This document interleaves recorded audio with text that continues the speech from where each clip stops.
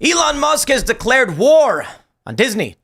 Not only is Gina Carano suing over her termination for her free speech from the show Mandalorian, but Elon Musk has gone further and said that anyone who's been fired to hit him up and he will provide legal support. I don't know if this means they're going class action, but it looks like something akin to what we were seeing with the Mark Cuban fiasco.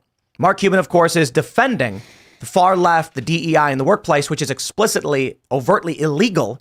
Elon Musk has decided to jump into the culture war fray, and he is going after these big corporations, starting with Disney. So we'll talk a lot about that. That's big.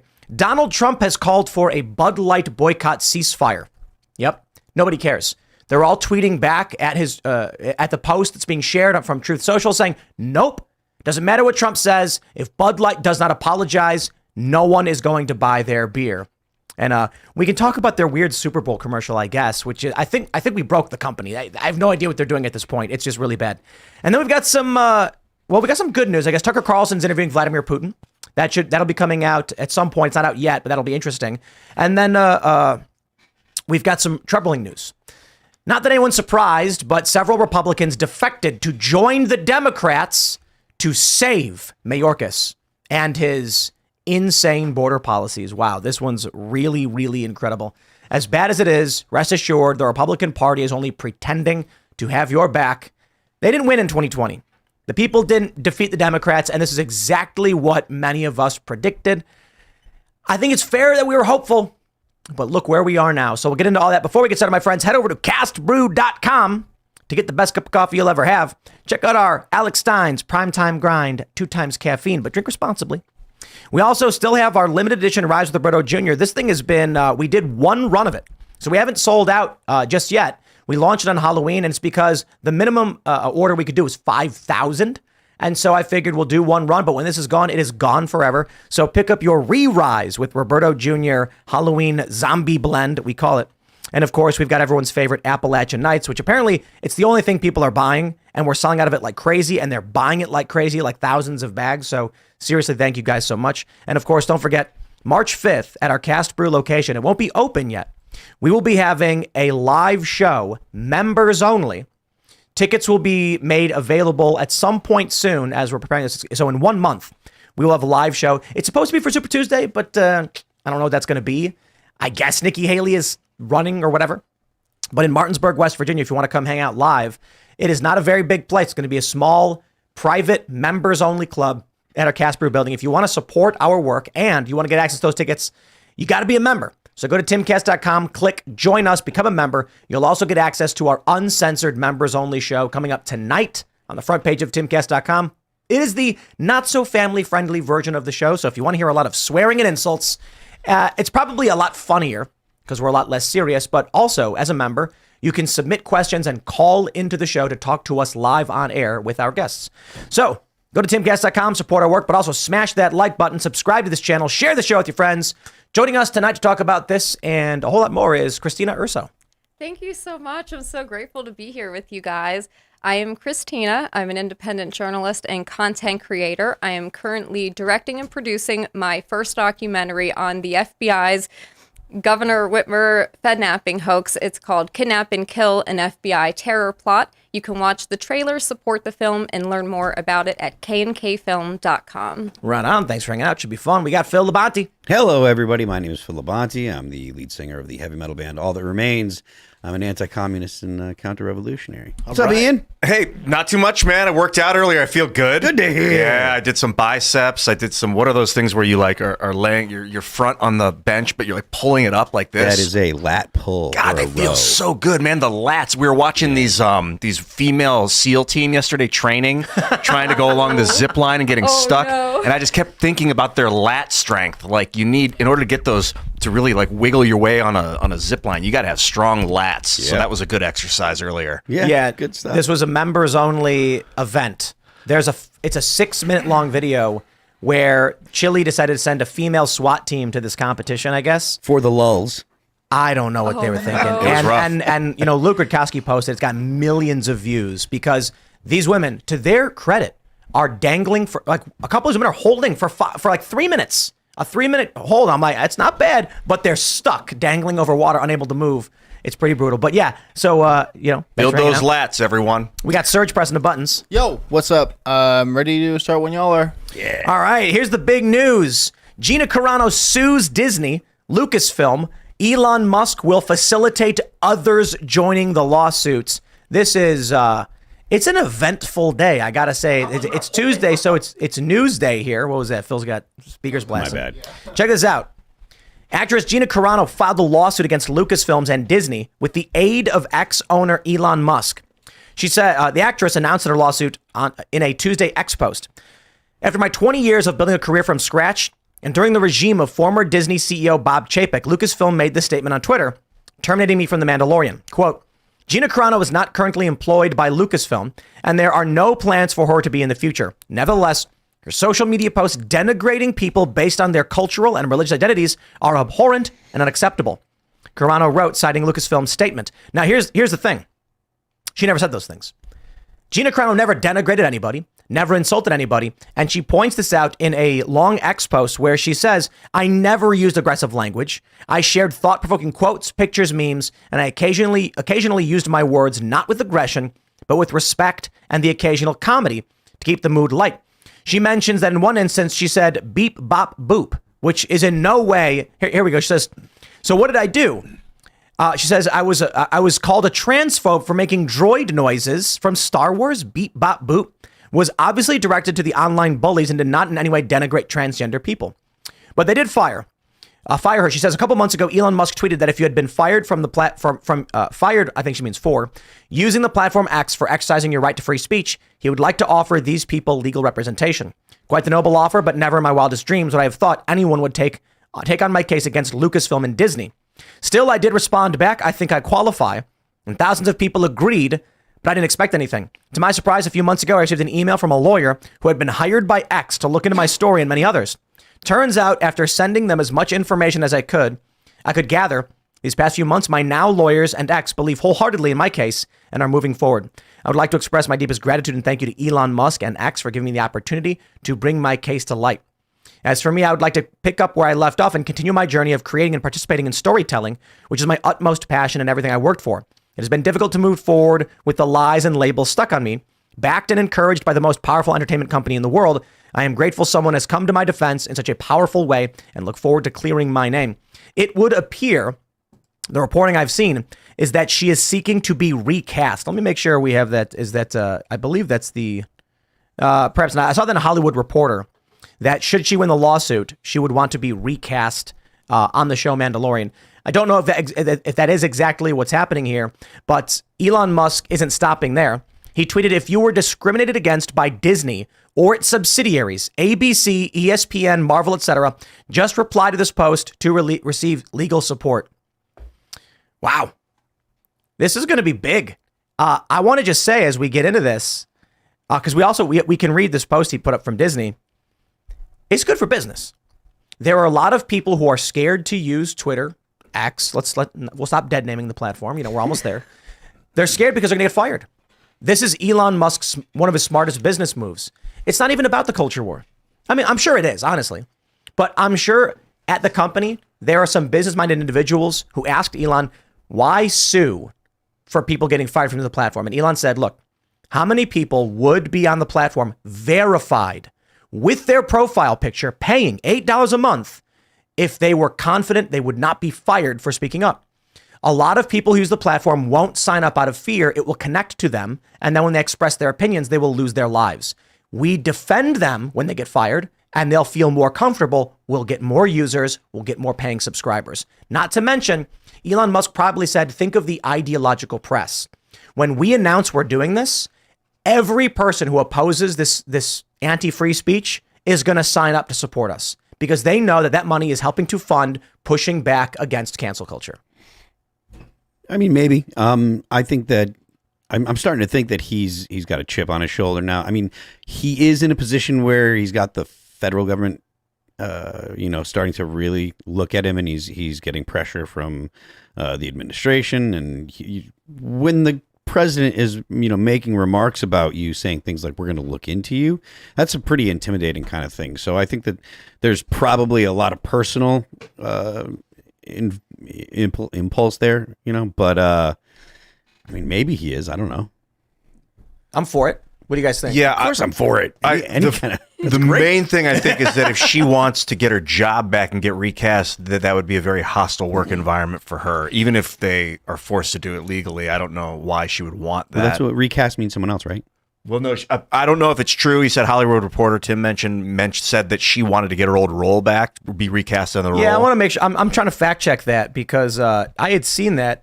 It's an interesting demand. Yes. Yeah. Hollywood Reporter Carano brings a claim of wrongful discharge and sex discrimination.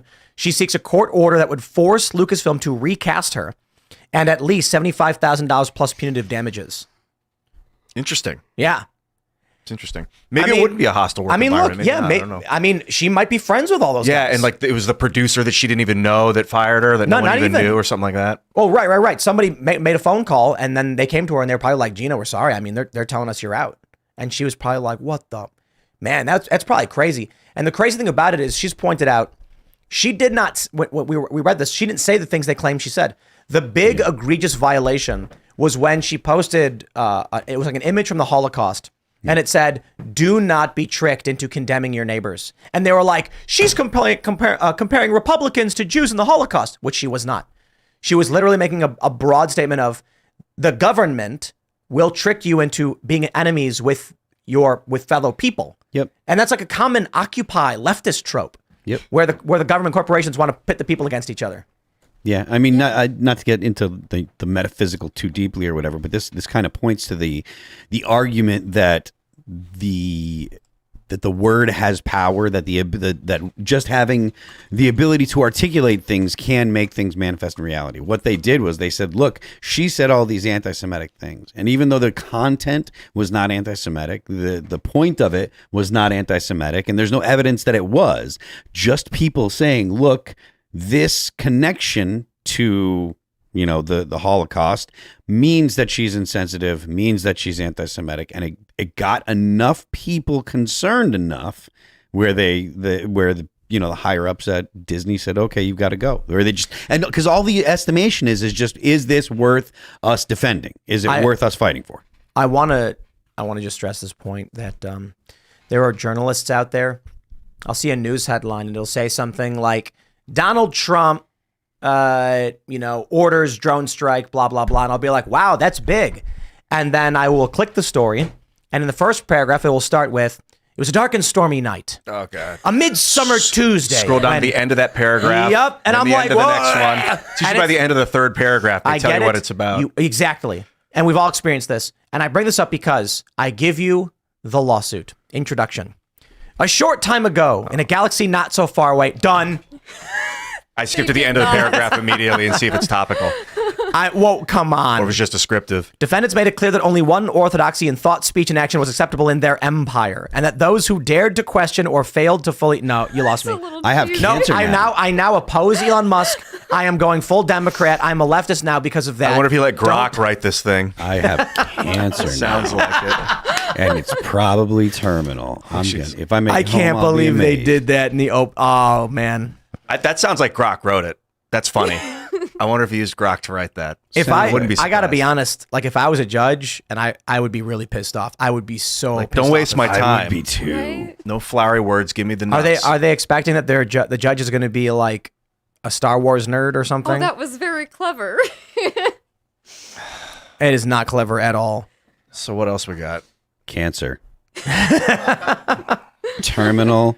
Okay, so cancer. they say in her post, she expressed her personal political views, opinions, beliefs. In retaliation for her exercise of her speech rights, defendant terminated Carano's employment and took other retaliatory actions to limit and deny her future employment opportunities, including but not limited to making maliciously false statements about Carano with the intention of damaging her reputation and thus her ability to find and retain work. I think that's the important factor here. I'm willing to bet it was an activist at the company who was like, okay, we're going to fire her. Doesn't matter if she did anything wrong. And then the statement that went out saying she made she made these disparaging comments was to defame her, quite literally, because she never did. And I don't know what lawyer would sign off on a defamatory statement like that. No, I think it was an activist who just went for it. Maybe. Definitely. Who else do you think might join in a lawsuit like this? I mean, are there any other like people we could think of to get her fired? No, you know, people that have been wronged by Disney. Yes, that Elon, ESPN.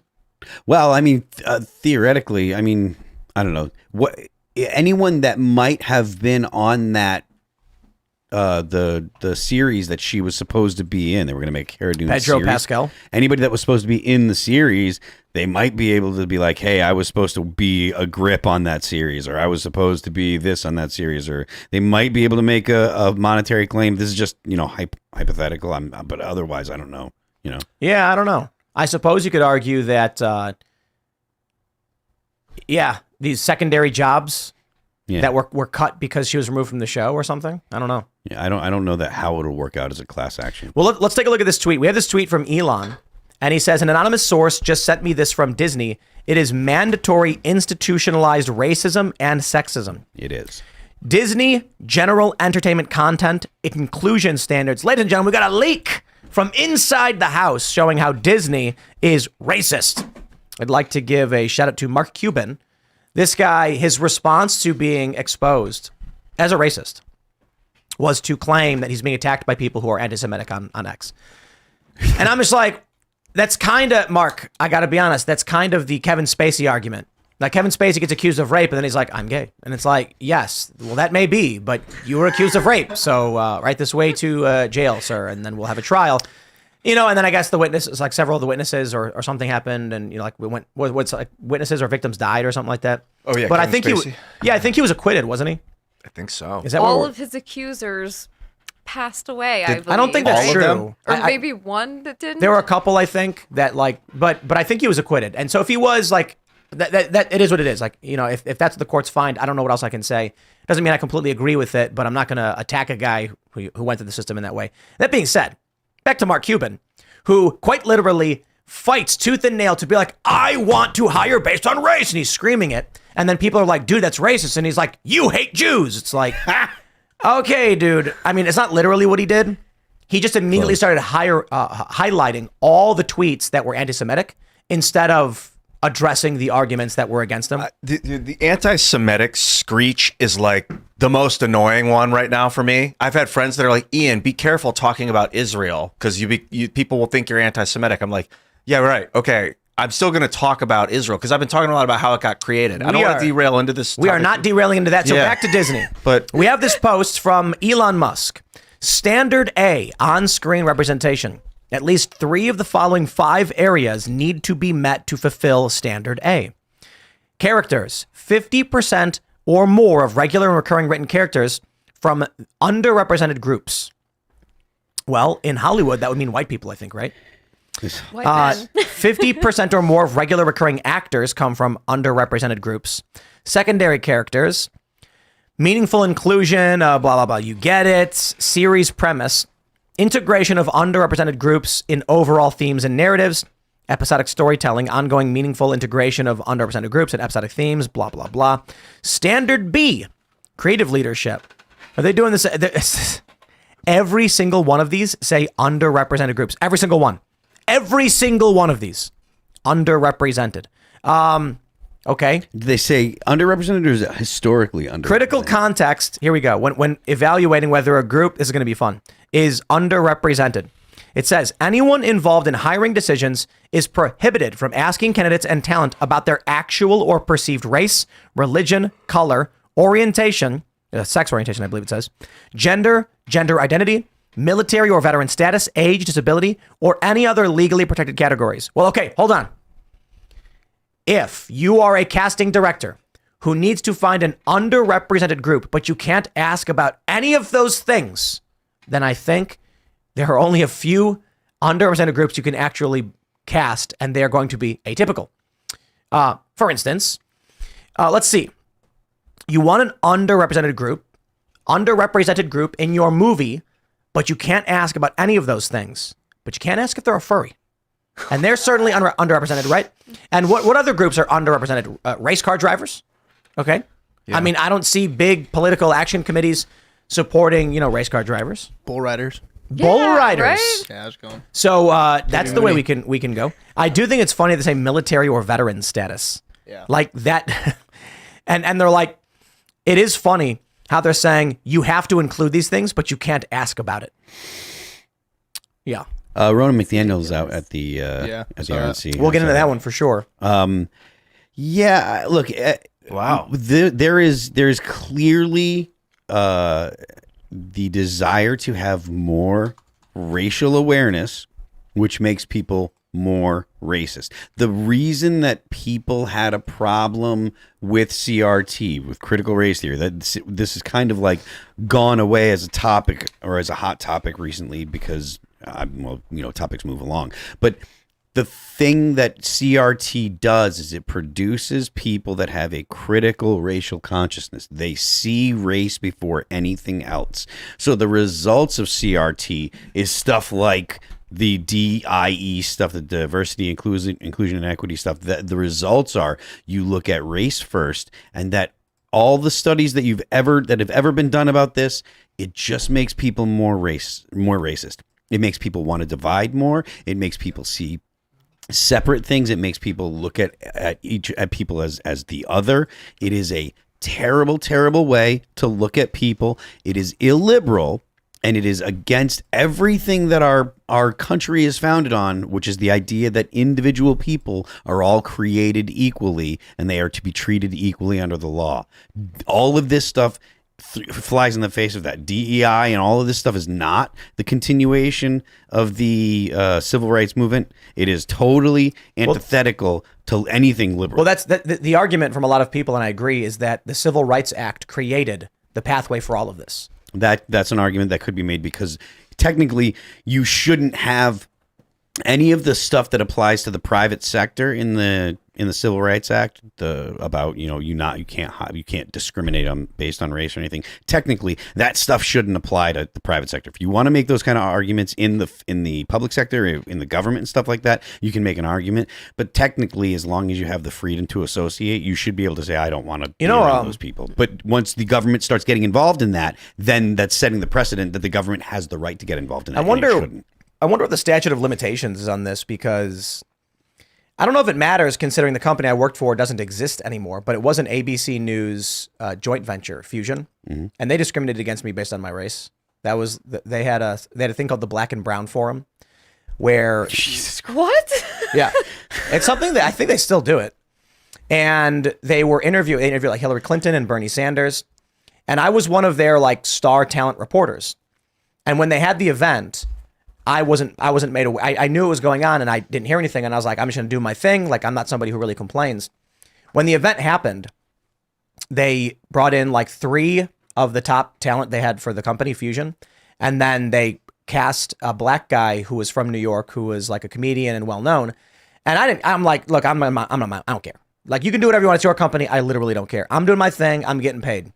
However, when all of this stuff started coming up and I was like, because the guys who run the company were not woke. They didn't know or care. They were just like, I don't know, this is what we're told, the marketing people and the young people. But I was explicitly told by the president of the company that I look too white to be a part of that program. And I'm like, man, you had a chance to get like a mixed race Asian guy in the program. What year was this? 2016. Yeah, this is November 19, 2015 is when Fusion announced they were going to broadcast with the Iowa Brown and Black Presidential Forum. There you go. And I was like, I come from a mixed race family. I was like, what? And, I wonder. I mean, maybe it's too late. I don't know if I would care all that much to be involved, but I do kind of feel like the reason I bring it up is like, this is way too long ago. It's like a decade ago. Yeah, I don't think there's any. Are better left lying dead. Well, I just think it's probably too long ago. But I can at least say this: this is a company that was half owned by ABC News, and they have been doing this for a long time. Yeah, Elon's looking for people. ABC is a subsidiary of Disney. Elon's looking for people to join in. Maybe that's what I'm saying. It's been 9 years. So. Actually, it's been 8 years because it's only been a few months after November when they did it. But at the very least, I don't think I would be involved in any way. I want to make sure it is known. I experienced this. It literally happened. The company was insanely racist and sexist. It was insane how racist they were. There was one instance where the news team was going over a story about Ghost in the Shell. This is when Scarlett Johansson was going to be playing the main character from Ghost in the Shell. And they were like, why is a white woman playing a Japanese woman? And I said, actually, she's a robot.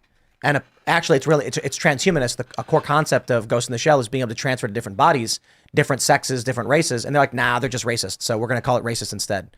Like, it had to be viewed through that lens no matter what. And I'm like, okay, yeah, right. Makes everything And worse. I will say this, Elon, please look into this. The editor-in-chief, Alexis Madrigal, had a Twitter banner at the time that said "Down with whiteness." Yeah, And this stuff has and a been black fist. This stuff has been being churned out of colleges every year for at least a decade now. That means 10 years of graduating classes from all over the country. People that have this kind of ideology built in have been getting jobs, or maybe they haven't been getting jobs, but at least some of them have been getting jobs in human resources departments all over the country. This is such a massive. It was a massive problem a decade ago, and now it's reached the point where it is likely that the United States will not get out of this the same and be the same country. We've Yeah. got to acknowledge. Were you going to say something? Just that Yuri Bezmenov said it was one generation was all you needed to demoralize, and then you could destabilize a country. And you're saying like 10 years, so another 5 years. Yeah, I don't know. and people are still arguing as to if this is even happening. Yeah. We're all born equal, legally equal, but we're not all the same, and we all come from different nutrition backgrounds. And if our parents were poor, they didn't have access to nutrition. Maybe their brains weren't as developed, so their child's brains aren't as developed. And then if I come from poverty, maybe I'll be poor too, and I won't have good brain matter. My kids won't either. So there's like, then when you're like, you throw all these kids in school and you're like, learn math. The kids that don't have the brain matter, that come from poverty, struggle because they don't have the mental capacity. But that doesn't mean you take those kids and you shove them into CEO positions just so that you have enough color, like the same color or the right color. Like, you've also got to let people flounder. Like, it's the sad nature of reality. If people come from suffering, they've got to either figure it out for themselves. I mean, at least that seems to be the least worst way forward, is to let people do it on their own instead of force feed and force the system into. But I mean, I'm totally down with like the descendants of slaves in the United States had it. Like, they come from generational poverty and lack of nutrition. Not everybody, but some of those families do. So that's a real problem. But I don't think forcing them into positions of power is the right way to solve for it, or to give them money. You know, you got to feed them. You know, you could argue like healthy food, but that would be like society wide. That wouldn't just be. You wouldn't just want to target little communities with good nutrition. You could. Maybe potentially, you know, food stamps tend to get people Pepsi. I've seen that you can buy Pepsi with food stamps. That's insane to me. I agree. There's all kinds of problems with like entitlement programs and stuff like that. But the fundamental thing that you're talking about is whether or not people have, you know, the ability to, you know, provide sustenance for themselves. And I don't know that there's a significant amount of hunger in the United States to the point where it's affecting whether or not people like develop properly. Like, I get that happens in like North Korea. Like, you get people that are so malnourished, they don't, you know, they're 2 inches shorter than people in South Korea or whatever. But I don't know if that's happening in the U.S. Is it? Well, I imagine after like 1860s, it was. People were pretty poor in the Depression. 7 million people died during the Great Depression. Well, I mean, that kind of stuff you're talking about is stuff that would happen now to people born now, though, right? And now it's not that they don't have food, it's that they don't have nutrition. Like, a lot of the preservatives and stuff sold in the cheap food at the store is It like... actually makes them obese. Yes, which is also, that's not feeding the brain properly, in my opinion. Like, it's creating another struggle, because like I don't know if obesity is generational. Do obese parents tend to give birth to children that are prone to obesity? They don't give birth to them, but obesity is behavior based. If you don't move enough and you don't exercise The enough, habits then as you're well, like the food that they get taught to eat when they're kids as well. Like, if they don't have the people telling them how to cook and what they should be cooking, and then they'll probably just eat prepackaged food their entire life, and that does happen all the time. And then they raise their kids like that. And then those Exactly. habits you develop at a really young age, you carry them forward with you. And then you teach your kids those bad habits unless you break that cycle. Well, I suppose, you know, you want reparations, you got to teach people to break that cycle. And first, they got to even know what that cycle is, which requires some education. Let's jump to the big breaking news. Ronna McDaniel, RNC chairwoman, plans to step down. Thank Donald you. Trump is time. Trump is likely to back an election denier, Michael Whatley, the head of the North Carolina GOP, to replace her. So apparently, Trump got on the phone with her And then people were expecting something to happen, and then like one of her, or I think her chief of staff or one of her top staff members resigned. And now the New York Times reporting she is planning to resign. I think there's actually, there's been a revolt in the Republican Party over her failure, abject failure. And this is great. This is absolutely fantastic news.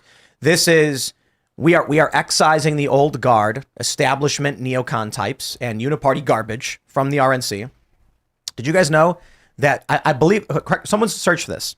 I heard that the Democrats have raised 3 times what the RNC has raised. Yeah, I don't know if it's 3 times, but I've heard that it's a significantly larger amount of money. Because no one's going to give them money so long as Ronna McDaniel is in this position. I hope you're right, and I'm very, very happy to hear that Ronna McDaniel is out. You cannot fail as regularly as she did and expect to keep your job. Yeah. And I mean, it's ridiculous that she stuck around. The fact that she made it after Trump lost in 2020. Like, she should have been gone then.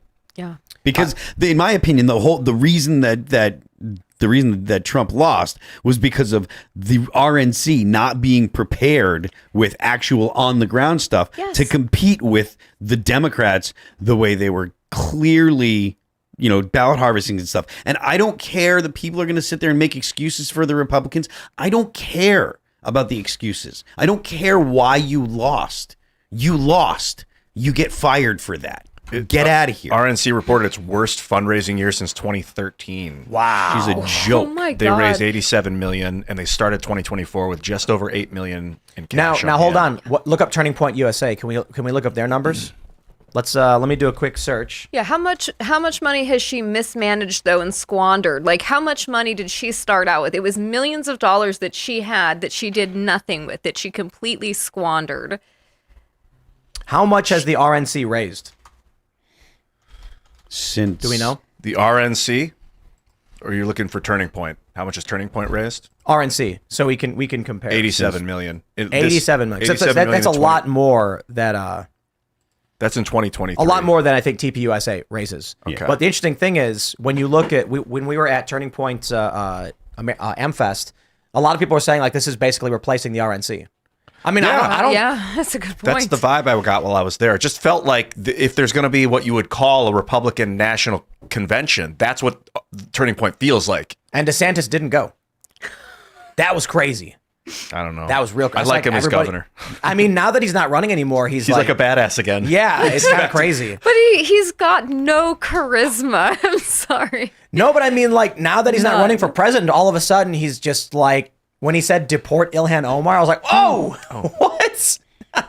Where was this guy? Exactly. Jeez. Where has he been? Bob Dole. For reference, the DNC seems to have raised $140 million Yeah. to the RNC's $87 million. Yeah, they That's raised a lot of money. embarrassing. And that's more with Joe Biden and his allied groups. So it might be more than just Wow, the DNC. dude, the RNC entered 2024 with only $8 million. That's nuts. That's insane. So Holy they raised crap, $80 dude. million That's in the like first month or negligent. something like that. That's nuts, man. How much did they raise? They entered the year with $8 million in cash. And now they've got how much? 87 I don't million? think this article has their total rate. Okay, here we go. They raised $87.2 million in 2023, ending the okay. year with $8 million left in the bank. Okay. Wow. The DNC raised $119 million with $21 million cash on hand. And then I'm not finding Turning Point's numbers exactly, but their revenue of 2022 was $55 million. That was their revenue. $55 million. $55 They're million. starting to replace. This is what I was wondering. They're starting to replace the RNC. Yeah. Why would anyone donate to the RNC at all? It used to be that like, hey, we're gonna support the Republican Party and we're gonna support their candidates, and then when you donate, they can donate that money to one of the candidates. Nah. Best thing they could do is make Nope. Charlie Kirk the head of the RNC. Or we just I don't know if you would even stop take caring. it at this point. Yeah. I mean, it is good that Ronna McDaniel is out, but I got to be honest. I don't care for the Republican establishment, and I think it's true. Many Trump supporters felt the same way. That's why they started using the lion instead of the the elephant, right? GOP elephant. No, I didn't know that. Yeah, they started using a lion for Trump because they're like it's a different party. Yeah. I think it's fairly obvious. In 2016, and it's the Ron Paul generation. The Ron Paul populist types went Mises Caucus Libertarian, or they went, not all of them. Some of them went Trump. some of the Mises Caucus guys are actually speak positively of Trump's foreign policy, despite it not being perfect. But then you get the Bernie Sanders progressives, and there was an attempted ousting of the leadership in the Democrat and Republican parties in 2016. Donald Trump succeeded. Bernie Sanders failed. You want to know? You want to know why that happened? Place Bernie Sanders next to Donald Trump. There's your answer. No question. That was the best the progressive left could muster up for a populist revolt in the Democratic Party. Yeah, Bernie's going to stand outside the door knocking, going, "Excuse me, can I please come in?" And Donald Trump just hires a bunch of guys with battering rams, and he walks, and "It's my tower now, we're taking it." And that's what he did. And they desperately need to, they desperately, for their cause, need to stop him. But they can't. Here we go with the ousting of Ronna McDaniel, finally. Holy crap. Did you say they mentioned a guy they want to put in as the head of the RNC already? They've already got a replacement? Yeah, Michael Watley. They say he's an election denier. I didn't realize he was a Democrat who thought Trump was a Russian agent. They're saying he has questions about potential voter fraud. Yeah, I mean, I get it. Election, wait, what? DOJ arrests New Jersey Democrat for mail-in ballot fraud. If I agree with the DOJ, am I an election denier now? Yeah. I don't want to be an election denier, guys. Man, I can't believe it took this long to get rid of Ronna McDaniel. It's almost too little too late, to be honest. Well, I mean, I would disagree just because of the fact that it's still, it's February. There's still a lot of time. Most elections, you don't have such a clear idea of who the nominee is going to be this early. Usually it's not until at least April, until people really kind of shake out. So whoever comes in might be able to do some good, hopefully. I kind of think it's fair to assume this year will be the weirdest thing you've ever seen. I know we joke about Ben Shapiro rapping, like, it's 2024 and Ben Shapiro is the biggest rapper in the world, blah, blah, blah. And like, it's a joke. No, it's not really that big a deal. Like, there's a lot of cultural things that have happened. The FJB song hitting number one. Mm-hmm. We obviously have some cultural influence on our side. I'm talking about, we have a lot of expectations of what's going to happen. But I'm saying, like, dude, if aliens came down and just abducted Nikki Haley in the middle of like a speech, I would just not be surprised at all. I'm half kidding. Makes sense. Like maybe not aliens, but I'm just saying right now we expect Trump to be the nominee. I honestly have no idea. I'd put my bet on it, place my chips on that Donald Trump's going to be the nominee. But I don't know, man. I mean, Vivek, I think, made a good point about they will stop at nothing. Yeah, we literally have no idea. And I'm here's what I'm worried about. A black swan event happening in the next few months. There's no way to predict it. These things happen. You have no idea. Yeah, my worst fear, well, no, actually, this is just one of my fears, is a power out, is like a grid down, water down situation for 2+ weeks. An EMP? Something that would cause water down. If the water grid goes out, then disease can get really nasty. They're reporting that the Houthis may cut undersea cables, disrupting international communications. But wow. When I was doing this wargaming in my head, like, what's the worst? And then I'm thinking, okay, they really want to create like a world order, but they want order. They don't want world chaos. They want order. So they're not going to knock out power grids and things like. I don't think that that's the aim, is to destroy and corrupt. I think the idea is to peacefully take control. So I don't know. Depends on if you believe that there is actually a plan to decrease population. Why not? Well, I know there's a plan that they want to slow the growth of the population. I mean, I think that there's a plan they want to slow the growth. I don't know if they actually want to go decrease the total, or if they just want to slow the growth of the total. I'm not sure exactly. I think we've got probably a normalcy bias, but not an optimism bias. I think many of us actually are concerned about what's going to happen this year.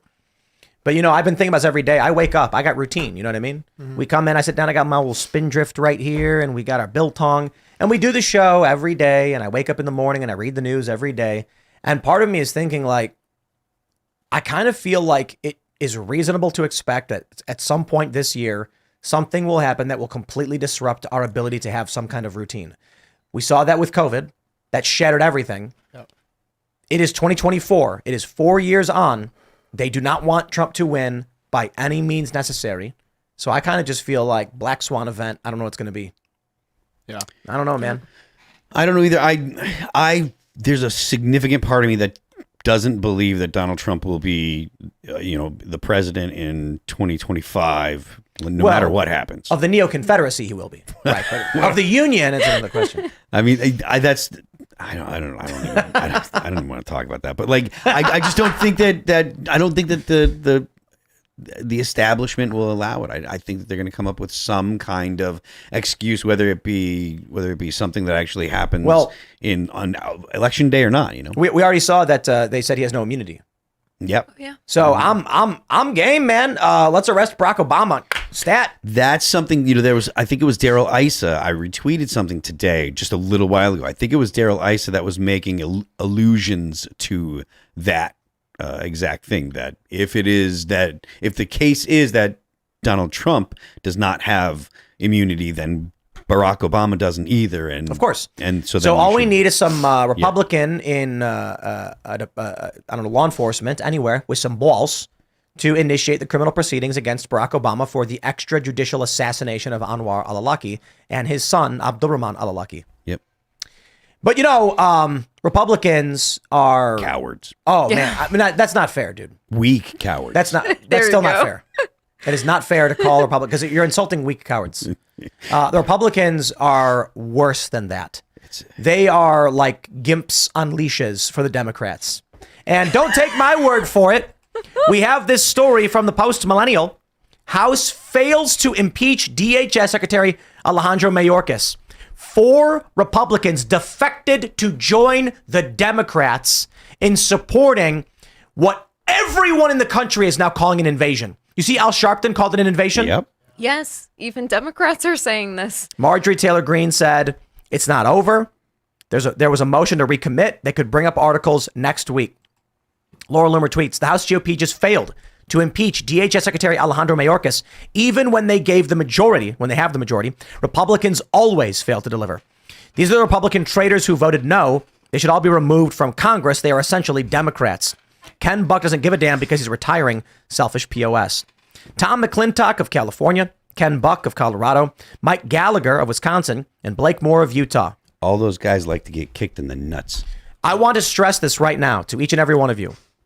Make it heard to the best you can. If there's anything we can do on this show, I'll tell you, I am a guy who complains to a camera for a living. But if there's anything I can do, it is to tell all of you listening to make sure you tell everyone you know, never donate another penny to anything related to McClintock, Ken Buck, Gallagher, Blake Moore. Never contribute in any way. And if you can, you live in their districts, campaign against them, run against them, and stop giving money to the RNC until they come out, apologize for this, replace Ronna McDaniel, which they're doing right now, but they're going to get in somebody else. And even then, I'm not even convinced. I got to be honest. I'm not even convinced the RNC deserves a single penny, no matter who they put in place. If there's one thing we can do right now, let's make sure that when Rep. McClintock gets on that phone looking for donors, they tell him to screw off. He has betrayed the American people and they hang up on him. If you live in California's 5th district, call him and say you have betrayed us and do everything you can to make sure these people never get reelected. Name and shame them. I like that. They should all be shamed. I think that nobody feels like they have political representation here, like Democrats or Republicans. I think on both sides, people feel like they're not represented, and the only people that are corporations. The corporate donors have representation, but regular people don't. So I'll play for you the clip here. This is, it's frustrating, but here you go. On this vote, the yeas are 214 and the nays are 216. The resolution is not adopted. Oh, there's some backroom stuff going on there. Exactly. Yep. Take a look at that. Wow. 4 Republicans decided to be like, let's be Democrats. I'm so over it, man. It doesn't surprise me the states they're from, California, Colorado, Wisconsin. The Utah one, even though... No, that all makes sense. Yeah, even though some people think that Utah is conservative, it is not. You're muted. It is not nearly as conservative as Yeah, I was going to say, not But anymore. you can actually, Serge Yeah. can I lived there for like 10 years. better. It's definitely not. Everyone Dude. has that perception because of like the LDS church, but it's not the case. Yeah. Wow. This right here is the kind of thing that I'm going to say it. civil war. No, a failed impeachment inquiry No, is not. look. This is good that when- they're actually doing this. Nope. When people vote and the Republicans get in 2022 and they say, now that we have Congress, we're going to make some changes, and they don't. People just are, you're going to generate a massive loss of confidence in the system. Yeah. Right. People feel like they have to take things into their own hands because they feel like nobody listens to them, nobody represents them, and they do this year after year after year where they give someone a chance and they think, finally, we'll get something done for us, and it never happens, and I think it makes people very frustrated. But I almost feel like they do it on purpose, you know, like they're paid to lose, and I feel part of it is like a humiliation ritual for us all. You know, like they're publicly humiliating us. They know that like 90% of the country wants reasonable border control and border policy, but this is what we get. And now what's happened is you've got Al Sharpton and other Democrat personalities saying, why are Republicans obstructing our attempts to solve the border crisis? That makes me, that's really frustrating. And then to the hear. Republicans do exactly Yeah. what they say. Oh, So God. Sharpton called it an invasion, but then thought that the Republicans were blocking Yes. the attempt to stop it. He said, every day we see an invasion of immigrants on the border, we got to call these Republicans and hold them accountable for what they're doing. to get them to sign that open border bill Yep. that they wanted to do. That's what they do. So they got Sharpton. That's the name of the game. And people are gonna buy it, and there are a lot of people that are out on like Twitter and influencers that are just out there just to spread the essentially the official narrative, and they're out there saying, you know, doing the whole blame the Republicans, it's the Republicans, you need this bill and blah blah blah blah blah. You don't need any of that. I know that there are people out there that are saying, oh, you know, that they need to have a bill, you need to have some kind of new legislation, et cetera, et cetera. And that's not true at all. That's not, and the reason that you know it's not true is because in emergencies, the government does all kinds of crazy shit. They did the Berlin airlift. If they can do the fucking Berlin airlift, What was that? The Berlin airlift was literally, they were landing planes in Berlin every like 15 or 30 seconds to supply the food and all the things that Berlin needed because the Russians shut off access for the ground. So the U.S., what's it called? UK, and I forget who else. They were literally flying planes into Berlin for everything they needed, fuel, food, everything, because you couldn't get there. This is post World War II. Yeah, this is right after World War II. This is when the Iron Curtain was going up. So if they can do the Berlin airlift, right? If they can manage to do that, if they can make the nuclear bomb, they can figure out the border without new legislation. I don't buy for a second that they can't. It's just that they lack the will. They refuse to, and they refuse to because it's politically useful. It's not lack the will. Their wills are ironclad, brother. Yeah, not Their to will be. is for open border. And they are doing everything in their power to maintain it and manipulate the public and destroy this country. I am actually really impressed with their willpower to maintain a destructive open border in the face of their own constituents screaming at them to shut it down. I mean, you've got Democrats in Democrat strongholds screaming about the immigration crisis, and these Republicans are like, I'm going to stand strong and work for the Democrats. Unreal. Wow. Unbelievable. I am impressed by I'm impressed by their sacrifice. So let it be said to those four members of the, I guess they're now honorable Democrats. I hope they never see another penny in donations. Even those guys, like all those people in the Democratic Party that voted not to impeach the guy. I mean, he seems like he's doing a piss poor job of protecting the border by letting all these millions of people across the border. He is facilitating. Yeah, so all these people that are not on board, like the impeachment sounds rational, at least an impeachment inquiry. Why is he not? Why is he falling short? Going on. That's why they had the vote. They did the inquiry to see, you know, if they're going to should try to impeach him.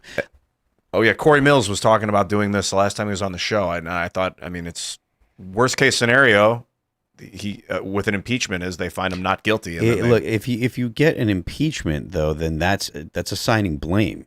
That means that only if he's found It's an guilty. indictment. It's not. Yeah. It's an indictment. So yeah, but what I'm saying is if he does, then that's if the Democrats, if any of the Democrats or whatever were to vote for the impeachment, that's saying yes, we did something wrong. That's an admission of guilt, and that's what they're trying to avoid. Is just the appearance of doing anything wrong. So They're just disgusting. it's total denial. it's They're like- time we vote out every single one of the Republican incumbents. Love that. All of them.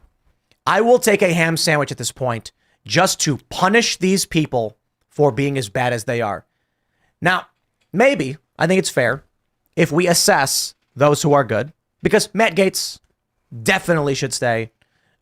In terms of the Senate, Rand Paul always will have my vote. Thomas Massey, as much as I disagree with him on a lot of things, I still respect him, would like to see him stay as well. You know, and I think there's a lot many of us disagree with Massey on, but he's also very good on many other things, and he's a nice guy. I'll take it. I think he's being honest, but I disagree with some of his positions. There are way too many people who are willing to, like every single one who voted to remove Santos. Don't know, don't care. Right. Like the fact that Santos is gone has only made this more likely. Yep. I know, and I like him now. I don't love know him. Why? I think he's great. He did not lie any more than any other politician. It was just the way that he lied and what he lied about. That's right. They're all crooks. You know, he just got caught. Yep. We don't even know that he got caught. That's true. He's it was been an accused. allegation. He never actually got found That's guilty of true. anything. They just booted him because he was accused. So all the Republicans who voted to get rid of him, they got to go. They got to be ousted. Someone else has got to move in. Democrats will line up, linking arms to burn down police stations. And Republicans are like, well, on procedure, we can't impeach the man who's destroying our border. Democrats are so good at falling in line. They will tell you that a man is a woman with a straight face. All right, well, It feels like they were falling in line. Donald Trump. You can't let the thing happen. You've got to protect this guy. We've got to jump to the next big story. With Donald Trump has made a very important statement pertaining to very serious issues here in the United States. And that is, he wants us to drink Bud Light. Donald Trump posted the Bud Light ad was a mistake of epic proportions. And for that, a very big price was paid. But Anheuser-Busch is not a woke company.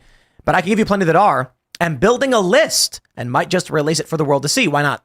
The radical left does it viciously to well-run. Conservative companies and people. Okay, I don't understand that. Very nasty.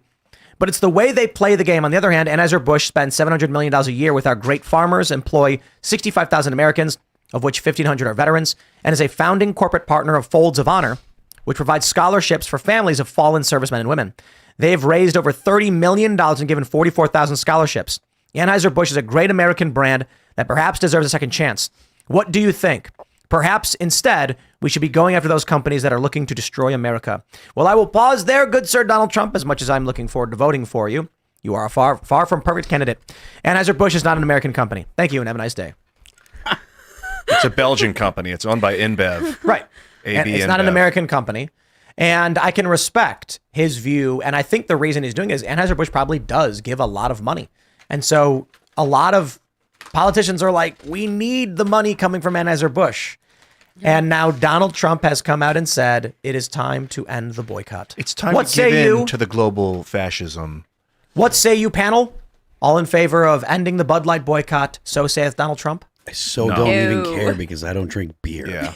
If I was in a situation and someone handed me a beer and it was Bud Light, I would drink it. I'm not going to buy the stuff. That's where I'm at. So And unless I didn't want to drink it, then I wouldn't. Many people have responded directly to the post saying, no, not until there's an apology. And I 100% that's agree. fair. I actually, so I don't know if you guys saw the Super Bowl ad they made. Isn't it really stupid that they put Super Bowl ads out before the Super Bowl now? Yeah, that was what I was thinking. That is What? I think we broke Bud Light. I think we broke them. I think there's like a guy sitting in like the marketing department in his underwear smoking cigarettes with like bags under his eyes, rocking back and forth. I want to smoke cigarettes. Just refreshing his feed over and over and over. Yeah, just so basically they did this ad campaign with Miles Teller and some woman, I don't know who she is, and she's on hold and he's like dancing towards her with 2 cans of Bud Light, and then they dance together and then laugh and drink Bud Light in the living room at like 9 a.m. or something. I don't know. I don't know what time it's supposed to be in the commercial, but it's stupid anyway. They're both not at work, so I'm assuming it's maybe late. But it's cringe, and everyone made fun of them for it. A few months later, they launched the Dylan Mulvaney thing and nuked their own company. Trying to recover, they launched a partnership with Harley Davidson. We're manly beer. We drive motorcycles, and everyone made fun of them. And then I can't remember who it was. They got made fun of. Then they partnered with UFC, and everyone made fun of them. Sean Strickland came out, said, I'm going to fix you. And many people started saying, hey, look, it's fine. Joe Rogan was like, who cares? The beer's fine. Then they sponsored Shane Gillis. And Shane Gillis is not a woke comedian. They I don't know what capacity they're working with him, but he got canceled for, I think he was doing like an Asian accent. And still people are like, I don't know. He got canceled for doing an Asian accent? Yeah. That's so goofy. That's what it was, right? It was an Asian accent on a podcast. Like he was on Saturday Night Live, and then someone found an old video of him doing it. This is why it's so clearly like just it's about an attack vector, because like the guys in South Park have been doing Asian accents for the entire time that they've had Shitty Walk, you know? That's right. Or City Walk. You know. And so Bud Light made a commercial now for the Super Bowl, and it's the Bud Light Genie. And it's like someone just put a bunch of random words in an AI and it spat out. It's AI generated commercial. I think they were just like, I don't know, ChatGPT, write a commercial for us. And they're like, okay, a guy opens a fridge and he grabs a Bud Light, then a genie pops out. He wishes for heavy metal hair. A woman wishes for wealthy clothing. Another guy wishes for one big arm. Then they wish to be at a party. Then Post Malone is there. Then a T-Rex comes in. Post Malone takes credit for it. Then they wish everybody has Bud Light. And the genie tries dancing, and then they're like, the Bud Light Genie, and then it's over. Oh, God, that sounds horrible, man. It sounds so bizarre. I don't know who came we broke them. of this. I like Post Malone. He's cool. But I'm like, we broke them. Like, they don't know what to do at all. And they're like, Post Malone, dinosaurs, genies, and then Donald Trump, the Trump card. Bud Light somehow got Donald Trump to post, please drink Bud Light. I hope he at least got paid for this then. Like maybe he knows somebody in a company, or he just saw that, because it is care about money. Anheuser-Busch does have a factory in the United States, at least one. I think the headquarters, it's a subsidiary of a Belgian company, so technically it's Belgian, but it is entrenched in the United States, hires Americans. And that's what Trump's concerned with, is those people, but that's like a short-term thing. You can't, if you always trying to fix the people around you, but you're not looking at the bigger picture of what's causing the problem, you might end up just feeding into the greater problem. Let's do a poll. Smash the like button if you think we should not buy Bud Light until they apologize. I'm a smash. I know that like the like button's the like count is gonna skyrocket because of that. That's kind of the point. But I would actually agree. I think with this move, and we've got the upcoming strike that's going to happen, which is going to just decimate Bud Light. I think that's why Trump, they tapped the big guns. They're like, Trump, we need you to come out. I wonder how much they've pledged. I mean, look, right. If Donald Trump is coming out in defense of Bud Light, they've basically aligned themselves more than any company could align themselves. So Bud Light, just publicly declare you're committing $1 billion to Donald Trump's reelection in some capacity. I'll tell you this. How about you run a commercial apologizing, saying Anheuser-Busch loves America, made a terrible mistake, and is deeply apologetic for the insult and the offense. And then Donald Trump walks in the frame and says, and that's why I drink Bud Light, and cracks one open. Then we go buy some. It's just like, please accept my apologies so that our global corporations can take you over. Like, no. Thanks, I'm done. I learned my lesson. It's like a bad relationship. I'm never going back. I already made my move, you know? Why doesn't Donald Trump post? Donald Trump should come out and be like, everyone go buy conservative dad's ultra right. Right? Why aren't we building the parallel economy up? Yeah. That's a question I ask myself whenever people are like, why are you not voting for Donald Trump? I come to questions like, why is he not tapped into what's really going on? Why is he like still corporate? Why is he still playing with the big money guys? And because he's a million. Because he's a millionaire? Well, because he's a million years old. Here's a question for everybody listening. It seems like the general sentiment in response to Trump is, if they apologize, that's all they have to do. Apologize. For those that drink beer, and for those that drink a lot of it, because Bud Light's not I'm basically trying to say, like, if you're going to the bar with your friends, I'm not going to, I wouldn't order Bud Light ever, even before the boycott. Yingling. Okay, if we're gonna get a beer, it's gonna be a Yingling maybe. I had one of those with Seamus over the last week. It was nice. They're great. What's up, Seamus? And if they only had like your traditional Blue Moon, perhaps. But for those that drink a lot and you've got something lighter, would you consider drinking Bud Light if they issued a public statement? Let's say they tweeted out a card and it just said, "We are sincerely apologetic for having sponsored Dylan Mulvaney. We understand it was offensive. We deeply apologize to those who were offended by it, and we will absolutely work to get to bring customers back. Would that be enough for you guys? 1 in the chat if yes. 2 if you will never drink Bud Light no matter what. Well, I'll answer that. No, I would not. They want their young drinkers. They want to get their young drinkers. They want to get those young people hooked on their drinks, their alcohol drinks. I'm not into it. But like apologizing for having done that. No, not good enough? No, it'd be like the Nazis apologized to get you on their team before World War II was over. I don't think we can compare Bud Light sponsoring Dylan Mulvaney. Hey, Thomas Jefferson said that central banks are more dangerous than standing armies, and a lot of this stuff is corporate. Oh, it looks like a mixed bag. We got both of those. Looks like it's a mix between 1s and 2s. Some people are saying they're never going to drink it again. 2 is never going to drink it again, right? Yeah. Yeah, there's Oh, they said wow, it's 2. Everyone's just basically saying no, never again. Yeah, a lot of 2s. Wow. A lot of 2s. Even with an apology, it's no good. Yeah, but the chat here on YouTube, it is definitely it's got a negative bent on it. Yeah. We're influencing it in real It's got a time. negative bent on it. They generally are kind of like no people. What did Luke say? Did you say Luke? Luke said he wasn't going to do it. Okay, either. hold on. What if they apologize with a video from James Lindsay, which opens with him saying, him standing next to the CEO of InBev, apologizing for having sponsored Dylan Mulvaney explicitly, saying they truly did not understand the nature of gender ideology and these far left fringe policies and how they were affecting the business. Now that they see how wrong it was, they would like to give the next 20 minutes of their airtime to James Lindsay to explain the problem of Marxism, cultural Marxism, far left gender ideology, and racial ideologies in our schools, in our universities, in our politics. Take it away, James. Would you then buy a Bud Light? If that was if at the Super Bowl, Yes. Super Bowl, yeah, I would, because I know James Lindsay would be a complete jerk for like the first 5 Oh, minutes. he'd be so It'd be savage funny. in that first 5 minutes on that. Yeah, and I'm trying to man. not swear too. I was just trying to come up with like, It what's would the be worth it for antithesis of Dylan Mulvaney? Like, what is the opposite of what you could do? Probably that. James Yeah. Lindsay giving a lecture on the problems of these woke I think ideas. it would be pretty the opposite. It would be like a real woman giving a lecture. That would be the opposite, like an actual vagina haver. Just like a busty woman being like, "We're so sorry." big Let's drink beer." hooters, big Actually. hooters that has had sex with real man before. Very different. Normally, my victory condition is if they sell the Everyone's company. saying one. Everyone's got the one now. If they were to sell the Anheuser-Busch back to an American owner, I'd consider buying from their company again. But what you're saying, like if they did do that with James Lindsay and they did like a campaign to educate people, I'd be open to that. Is InBev owned? It's traded on the stock market. AB InBev? Yeah, I think it's a public. If it's public. traded on the stock market, it's not really an American or foreign company. I mean, the owners are whoever owns the stock. Yeah, their headquarters is in Belgium. It's in Leuven, Belgium.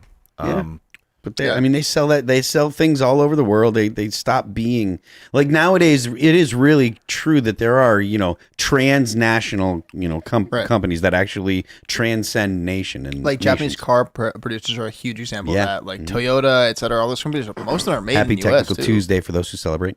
Yeah. Let's jump to this story from SCNR.com. Tucker Carlson confirms interview with Vladimir Putin. It's our job. Our duty is to inform people. And apparently he now wants to interview Zelensky as well. A lot of speculation because Tucker Carlson was seen flying to Moscow. And of course, everybody thought this is going to be the Putin interview. Apparently he was advised by the U.S. government not to do it. But ladies and gentlemen, I look at this stuff and I'm like, the machine is failing. That's just it. They can't stop Tucker. They tried to stop him. But the internet has given people an opportunity to build up their own platforms with their own voices and allow us to actually communicate in ways that could end war. Because I think when people hear what Putin has to say, if Tucker Carlson does this right, and he can do it wrong, if he does it right, I think it can actually help simmer down tensions that are pushing us towards a World War III scenario. I like it. Yeah. Hopefully. My concern is that if Tucker doesn't ask hard questions, it will be viewed as a puff piece. Yeah. Yeah. And people are going to make that argument regardless. Yeah, the Russia. But there's an American journalist detained in Russia. Currently? Yes. Yeah. Do we know his name? Is it Evan. Evan? Right. Let me get his I name. can't remember his last name. I feel bad about that. But I do remember Gonzalo Lira, who was in Ukraine. Evan Gershkovich. Wall Street Journal reporter. Wall Street Journal may be not necessarily like populist right, but they're not far left. Right. And so they've got a reporter currently detained in Russia. If Tucker Carlson presses Putin on this reporter and why he's being held, or even gets him released and returned, then that will be seen as a tremendous peace effort and substantially more legitimate. However, I think the interview probably already happened. So at this point, it's, we will see what this becomes. I bet he's back in America he was back in the U.S. before he put that stuff out. Well, people in public saw him. So they knew he was there when he was there. Yeah. I mean, let's be real. The State Department knew he was there before he went. Oh, yeah. But I think this would be, this is Wall Street Journal's Evan Gershkovich detained in Russia in March 2023. This reporter was arrested in Russia while on a reporting trip. And many people have been calling for his release. It's been almost a year now. Yep. And so I don't know the circumstances. I really don't. And there are challenges to that because what was he doing? Who was he in contact with? For all we know, this guy was actually trying to assist Ukraine or whatever. But if Tucker presses him on issues like this, it'll be seen as more than just commentary. My concern is that Tucker's interview will end up just being like, so what do you think about this? So what do you think about that? And then Putin just says, oh, this, so that. And it's like, we knew those opinions already. Yeah. I sorry. I was going to say, I think it's crazy. Like they're going to try and just stop is for him to humanize him at all. Because a lot of Tucker's, like his interviews in general humanize people a lot. I think that's like the one thing they don't want to have happen at all. Like they can't stand for this person they've been trying to make Hitler be humanized, Yeah. So Natalie F. Danilician says, just checking in on the left, and they're not okay. So here's a funny image. It's Tucker Carlson wearing a Russian hat. Do you know what's really funny about this image? It looks like George Bush Jr. No. What do you It think was is funny? that everyone's favorite press secretary had a similar hat. Psaki. Jen Yep. Psaki. That's right. She had her pink little commie hat, and Tucker never wore that. She did. Yep. These people are insane. Chattanooga Times Free Press. Here's bizarre. one. The newest Soviet hero. And there's Tucker. But I think some of these are old. I think they're just, Russian dressing. Ha ha. And Tucker is putting on They cannot meet. These are definitely old because it says Fox on the microphone. He hasn't been there for some time. Swanson Turkey Carlson frozen Russian asset. Wow. Like that one's not even funny. That's the internet. They don't know how to meme at Anyone with a all. pencil can. Those are probably all old though because they all have him at Fox News and he's not there anymore. This is great.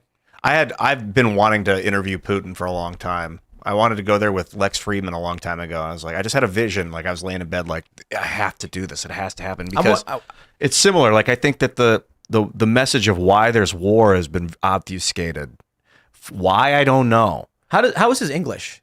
Putin, I don't know. He can speak a little. Yeah. It'd be great if he gives the interview in English, dude. It'd be so good. It's part of what makes but he can't foreign articulate leaders. himself as intricately in a second language. What were you gonna say? Well, what were you said that you were unsure of why the war was going on? I think a lot of people don't know what the hell's happening. They're like, does Putin want to take over Europe? That they think that that's what's happening. I thought that he wanted that trade port in Sevastopol, and they're trying to secure land bridges like East 105 and East 97, those freeways that go down into the Crimea across the northern. So they have to take that land, and they haven't really advanced much further than that. It doesn't look like they want anything other than Mediterranean Sea access. And that's not really a casus belli to throw our men and women at a meat grinder, and the poor Ukrainians fund a meat grinder for those people. Like, I don't think so. And if they want a new world order, man, Russia and the United States can collaborate and make that happen. We have a very, very important contextual update on the Mayorkas impeachment. Blake Moore, off the hook. Blake Moore voted to impeach Mayorkas, only changed his vote because they needed a procedural reason to refile next week. Okay. So Blake Moore is in favor of impeaching Mayorkas. The Republicans said, I guess it can't be a tie. We need a reason to refile. So change your vote. He said, okay. So apologies. Marjorie Taylor Greene tweeted that out, saying the 3 no votes were Mike Gallagher, Tom McClintock, and Ken Buck. Blake Moore is actually helping them refile because of the other 3. So in fact, if anything, donate more to that guy for standing up. So Blake apologies to Moore. Blake Moore. I appreciate that. Yeah, Good on you, Blake. exactly. Yeah. Anyway, Carlson cited numerous interviews the corporate press has held with Ukrainian President Volodymyr Zelensky, describing them as fawning pep sessions specifically designed to amplify Zelensky's demand that the U.S. enter more deeply into a war in Eastern Europe and pay for it. That is not journalism. It is government propaganda of the ugliest kind. The kind that kills people, actually. That actually, he didn't actually say. I added that because it should have been there anyway. But he's right. He's right. And I mean, look, I look at what's going on now politically, and I really do feel like we have a strong opportunity to end this war machine, at least in some capacity. Trump's far from perfect, but shout out to Dave Smith when he came on the show, and even he was like, yes, like Trump was way better than these other presidents on foreign policy. Like, and we like those things. Like, it's not, we don't like what he did. We like the things he didn't do that every other president did. And I'm like, we're winning the libertarians. We're getting some of them, and that's good enough. Now with moves like this, they cannot silence us. I don't want to go to war. Vladimir Putin invading Ukraine has nothing to do with me or you or anyone in the United States. It is garbage nonsense. And that's it. Mm-hmm. We don't care about any of these other conflicts around the world. Some country invaded some other country, and what do we say? Nothing. But when the U.S. is trying to invade and do these things, did you hear what Chuck Schumer said the other day? When he was saying that, like, we may be at war in Eastern Europe. God. He said, if we lose this war. And I said, excuse me? We lose this war? I didn't realize you thought we were in it. I mean, I've been saying it's us. Many of those who aren't stupid knew it was us. But now you have the gall to publicly state we are fighting this war. Chuck Schumer just said on TV, the U.S. is at war with Russia. Well, that's insane. Bulldoze DC. And the war machine. I like the sound of that, except my concern is liberal economic order has the war machine. It's the military industrial complex, Boeing, Lockheed, these big contracting corporations.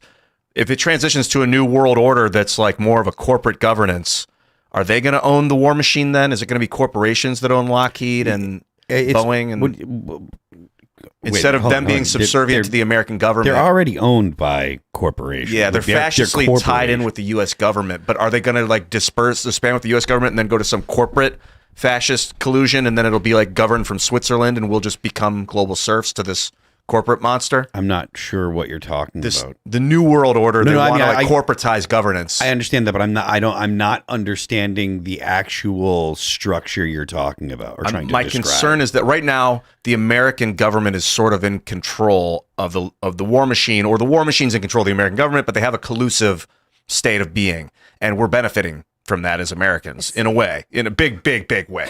A lot of other people are suffering tremendously as a result. So if they transition that and it's no longer the American government that is tied up with this war machine, would it then just be corporations that are totally in control, no free speech I think anywhere? they want it to be a lot more like China. Yeah. So then if that's the case, I'd rather not shut down the liberal economic order. I mean, maybe I know the world wants that, and I don't like 700 American military bases all over Earth and bombing trade routes and waterways and to keep American steel flowing. But like, I see two paths. I see technocratic fascism or like militaristic fascism. I don't know if there's a third way. I'd like to see it. That's my problem. You don't see a third way either? Like it'd be decentralized governance of some sort? No. There's no perfect system. Yeah. There's just look, communism works perfectly. And this is a fact that it's time everyone recognized. It works perfectly after you kill anyone who dare oppose you. That's the issue. When everyone is ideologically homogenized, your system works because everyone expects what they get. If you're starving to death, that's the world we live in. Like Harriet Tubman said, I freed many slaves. I would have freed many more if only they knew they were slaves. So whatever system you have, if you eliminate dissent, the system operates. Is it the best system? Well, it depends on what your definition of best is.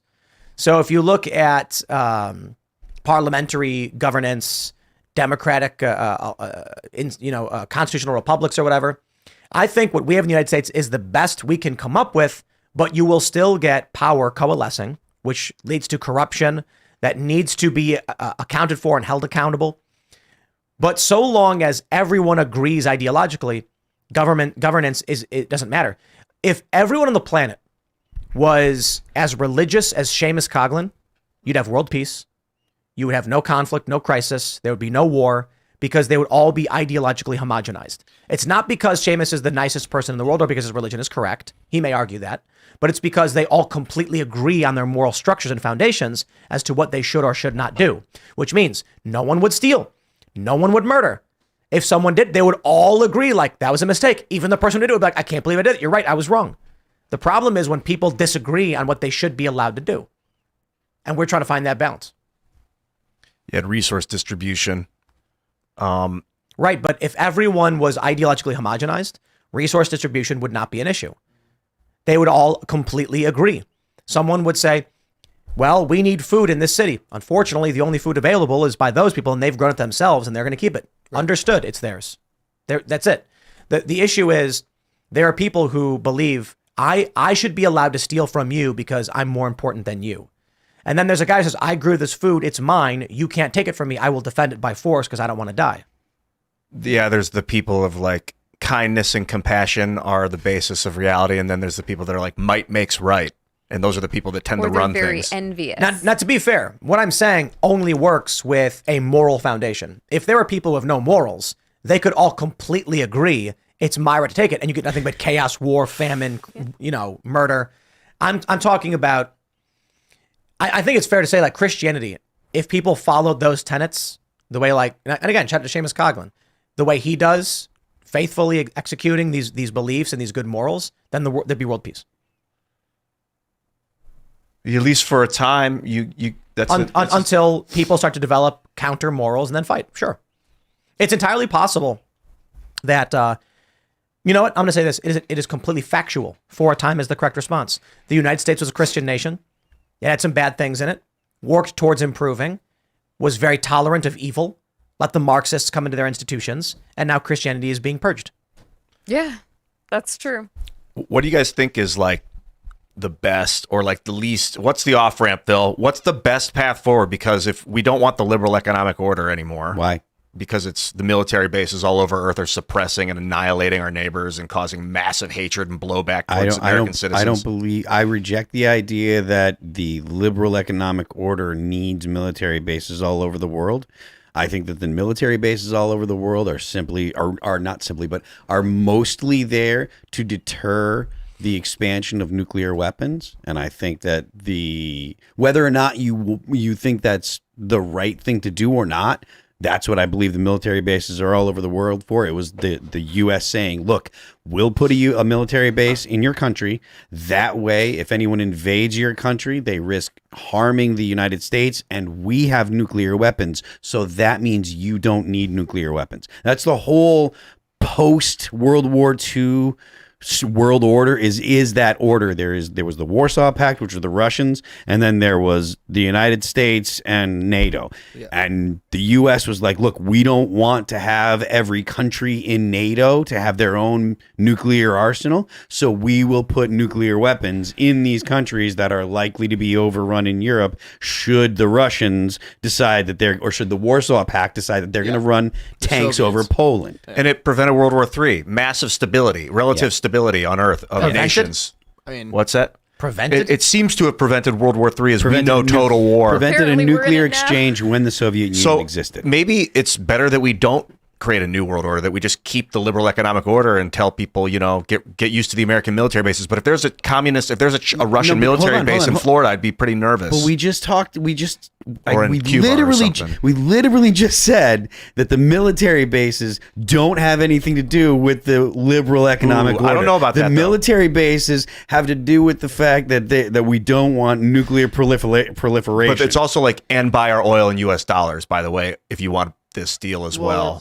Not necessarily, because there are other reasons to have the U.S. dollar. Part of the reason why we do like foreign aid, right? And I'm against all foreign aid, right? But part of the reason we do it is so that way other countries have dollars, so that way they'll spend the dollars, right, which also gives value to the dollar. The value of the dollar comes from the fact that there's a demand for taxes. It does come from the fact that we have a strong military and we can use military force, but it comes from a bunch of different places. Now, granted, none of those places are backed by anything of value, but it doesn't mean that like the liberal economic order is is inherently connected with military bases all over the U.S. or all over the world. Have you guys seen The Line? I have not. In Saudi Arabia? Yeah. Oh, yeah. They started building it. Oh, They did start it? Yep. we should pull up a video of this crazy. This is wild building. It is Well, the thing crazy. about it is it like follows like their regular population path actually is along that line anyways. So they're really like just like consolidating and making it into a 15-minute city. Is it like along a Oh, river wow. or something? No, it's no. It just connects. If you look at the way Saudi Arabia is, like along the one coast and then across the Take whole a look. country, they have another one right there. They're building a linear city. Wow. That, It's wild how much. How different earth reports is. give it different lengths. I've heard 110 miles, 105 miles, and 75 miles. But the idea is it's a 500 meter tall, 75 to 100 mile long skyscraper that will have, I believe, underground transit that shoots back and forth and can get to from end to end in 20 minutes. Wow. Yeah. So travel 75 miles in 20 minutes. Somebody, I Underground? think, might have been Mike Cernovich. Somebody really funny tweeted out. They were like, "Well, this is a border wall, so whoever's going to be living there, prepare to defend your wall." I was like, "Okay." But it's in the middle of the desert. That's but funny. He actually trenched it out. I think this will be Elysium. Like, you ever see the movie Elysium? Oh. Yep, true. I haven't If you seen watch it. the video for this, they talk about how it'll be this. Look at this, like mirror walled What? skyscraper city. Yeah. It's one big skyscraper. And they said one of the purposes of having it be the line is that you can you can get to any point within it and easily walk out into nature and back. But I think, and they also mention it is being strategically placed within 6 hours of the world. Oh, that's creepy. Air travel. Interesting. Mm-hmm. Can you leave So that the wall? anywhere you are, It's not really like a wall. It's like you a can building. fly there within 6 hours. It's not Really? I mean, obviously in the Eastern Hemisphere. So they're like everywhere around will have like a 6 hour path to arrival. And it's being built in Saudi Arabia, correct? Yep. Yeah. Right across it. And they've started building it. Yeah. That's I crazy. did not think they'd actually do it. And they've already got like construction. They've made small cities Yeah. for just construction. It's like temporary housing where the construction workers live and the materials are housed. crazy. And they've started trenching out. This is what the image. Look at this. Yeah, look at how much earth that is. They started trenching That's out so to much build dirt. the foundation of this. I wonder how far across it is or how wide it is. They say, but you can actually look at the truck and then It's pretty big. it's pretty big. This is like a wonder of the world. I mean, I- a lot of them come from I agree. It dictatorships. gets done. Yeah. Part of me is excited that someone's actually trying to do something grandiose. Like it'll be remembered in hundreds of thousands of years if it, people if it will live there. stands. Yeah, like the wreckage Well, of this would remain for Yeah, tens I mean, of if thousands it of works, years, like kind of all thing. the pictures and stuff, if it works and it turns out the way that it could, and of the places where it might, Saudi Arabia does have the proper government structure to be like, all right, we're just gonna make this happen. Yeah, the king. The The money, king too. said do it, and we've got enough money to throw at it. Literally, So like never-ending money. It's yeah, like But the reason I brought this up is we're talking about like the New World Order and stuff. Yep. Like I feel like this will be the multicultural global Oh, no. globalist city Part of the plan is to get a lot of humans away from nature into mega cities, into a giant desert Like this. where you will live in a big tube. which is so reliant on the outside for resources. Man, if they get cut off from the outside, that's like, where do you run? How do you get out That's of a there? good They're going to point. have That's probably vertical creepy. farms every certain distance. And then you can exit. But, Can you but it doesn't exit? matter. And- It's you know, based on what they were saying about it, the fact they're building it, I wouldn't be surprised if in 100 years it's where all of like the powerful global elites live. The politician for your country won't live in your country. He'll live in the line. He'll have a massive, you know, penthouse suite Yep. up there. There was somewhere. a thing in Sim City called the Arcology. I used to play those games a lot, Sim City 2000 or something, where there's like just a standalone ecosystem, kind of like Biodome. I thought they were so awesome. I remember that Because you movie. can build them on Mars, you can build them underground, you can build them on the moon, like self-contained ecosystems. But then now the threat of like, if they get cut off from the outside, and then the people, like if you've seen Biodome, you know, didn't go so well for the guys in the Biodome, I don't think. They just smoked a lot of weed or something. I don't remember. I no, never that saw was the movie. Pauly Shore. They weren't supposed to be in it. They got lost. Oh, they snuck into the Biodome? there was a party or something, and they went in, and then I think they're trying to go to the bathroom. oh, they started building this a year and a half ago. Did Right. they really? Wow, Wow. yeah, Yeah. in November. What about But like the actual Neom? trenching, I assumed it would just fizzle out. Huh? Isn't Neom supposed to be That's their the name of other? it. This is Neom. Yeah, I'm pretty sure that's the name of it. okay. All right. How do you so spell this that? is part of it. Yeah. Okay. What's yeah. Neom is the name of the city. think That's it's what the they want. company. Yeah, that's what they want to be their like modern thing, their modern city. That was the project. Dude, yeah. this looks like Look at this. Destiny. Have you guys ever played Destiny? Oh, it's so Yeah. creepy. No. When you go to the Halo type Vex, Yeah. it looks like this. Yes. Yeah. It's creepy. Nessus. That reminds me of Nessus, the planet, the Nessus planet. Love that. Play stuff. video to discover the line. For too long, humanity has existed For too within long. dysfunctional and polluted cities that ignore nature. Now, a revolution in civilization But you is have a taking 20 place. Look at this. Imagine Watch, a watch, traditional watch. city and consolidating its footprint, designing to protect and enhance nature. The line will be home to 9 million residents and will be built with a footprint of just 34 square kilometers. I just want to point out what you just The watched. line. They took everyone's homes, mashed them together, and then put walls around them. Like you're trapped Totally not a now. prison. And we are literally designing just to put you provide in a jail. higher, Yup. more sustainable quality of life. So creepy. The line's communities are organized in 3 dimensions. 3 classes, right? Residents have access to all their daily needs within 5-minute walk neighborhoods. 5-minute city. 5-minute city. You never have 15. good. What are we getting sold? A 15-minute city? I want a 5-minute city. We got to build our own line. right? And the line's infrastructure makes it possible to travel end to end in 20 minutes with no need for cars, resulting in 0 carbon emissions. That's another thing. By Zero leveraging carbon. AI technology, services are autonomous, saving you time and effort. Designed by world-leading architects, the line is 500 meters tall, 200 meters wide, Wow. 170 kilometers long, and housed within an elegant mirror glass facade. Intelligent solutions. Oh, the Houthis create are going to shoot the efficiency. hell out of this thing. This thing's Line of right. I didn't natural know it was south of Jordan. Right on, Yeah. or on the coast. It's east. Energy It's and east water of Egypt. supplies It's are west of Saudi Arabia. 100% Oh, they're renewable. dead. Wait. They Line showed on is the map. designed as a series of unique communities, offering a wealth of amenities, providing equitable views and immediate access to the Equitable surrounding views? nature, Put that word in there. with 40% of There the you go. world accessible look within at that right 6 next to the hours. Okay, there we go. 40% of the That's world so creepy. accessible in 6 hours. At the heart of the globe's key trade routes, a place for commerce and communities to thrive. That's Sinai right there? Yeah. Yeah. It's, Oh, this- it's literally, the Houthis are going to start shooting They're right missiles. there. As soon as the Israelis do something that piss off the Houthis, look out. They're just going to start shooting missiles Then at maybe it. there's going to be a World War III. Are the You know, They're going Houthis? to flatten all the opposition and then build their line. Are the They Houthis literally- in Like the nothing Houthis are on in earth Yemen. seen before. Right in the same area. The city that delivers. They literally, Sinai. they literally That's the call Gulf it. of Aden. Look, they literally call it a new wonder of the world. That is Wow. a dumb. Delivers new Sinai wonders is for up the north. world. That's Saudi Arabia, and that's like where Oman Neom, and Yemen there are. it is. Yeah. That's the name of the company. The line. If you look at how the wall's built right up to the Gulf of Aqaba, is that what it's called? Gulf of Aqaba, yeah. It looks like a border wall. Like it looks like they're trying to defend the Gulf of Aqaba with this thing. They're man. To protect That's a trade. terrible idea. Disguised It is a really border bad They're idea. just going to, yeah, Which it's- is which It's a works for border wall. Israel and Jordan shipping things south and Egypt through I the gotta be Sinai. honest. I don't care because it's not America. Foreign country wants to do it. Don't care. I'd actually love to visit it, except for the Saudi Arabia thing.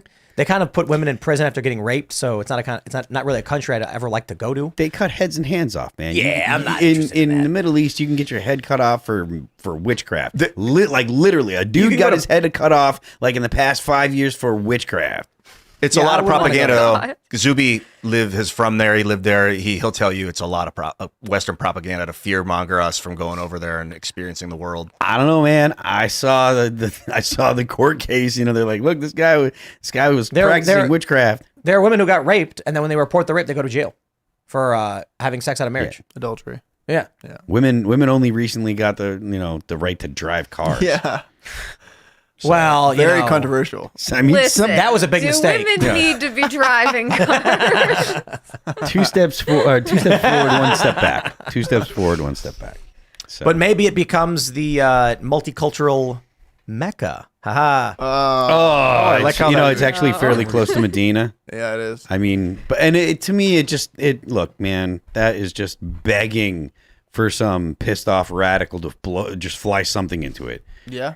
Drones, airplanes, missiles, But you gotta admit, rockets, whatever. It'd be cool to go shopping there. I mean, yes. I would love to. I want to see the underground transit system. Right. Like and tunnels it's under 20 tunnels. minutes to travel 75 miles in a high-speed train underground or whatever. I'm excited. I really hope they finish it fairly soon. Like, I hope it doesn't take like 50 years to finish it because I would like to see what it looks like. I hope they can knock that 20 minutes on to 15 minutes, though. Then I really have sold it. I mean,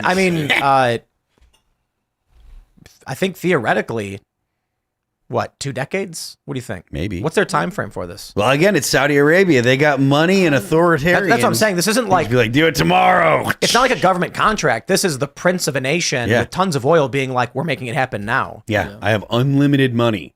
We're going to do this. It will not look this nice. The slums will be amazing. Oh, dude, the smell. Yeah. Oh, gross. Dude, it's going to be like cyberpunk. It's going to be like all these nightmare dystopias. Yeah, You see how they have these pictures where like how beautiful it will be? No, dude, you have no like idea. pig iron, and it's going to be. AI will protect That's a you. Then the nightmare. lights go out. And like, where's the AI? Why isn't it fixing the lights? It is always going to come down to there are poor people. Yep. And maybe it's possible that if your income drops below a certain threshold or whatever, they just boot you out by force.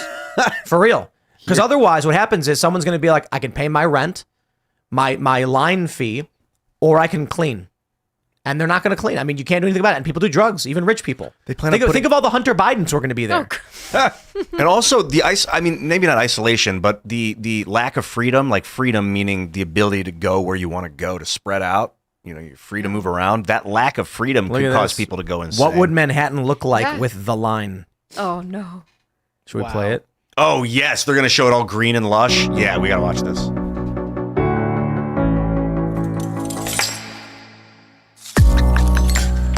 Reimagining New York. See that? Okay, I'm sorry, that's hell. This is so creepy. This doesn't make any sense. Cramming 2.5 million people in Manhattan into a single line, Why would you do that? and then putting a wall around them. Progress. They would do that because they believe they can control your carbon. The output idea that is way. getting rid of streets. Yeah. Compresses everything. It would be nice to get rid of streets and just have tunnels if they I don't worked. want to live in No. a prison, though. It wouldn't. Like if you could just walk down some stairs and shoot to your destination. Now, hold on. And it was all grass up. What you if- never had to look both ways when you leave your house, just grass and fruit and shit. And there's no prisons. They just kick you out. Yeah.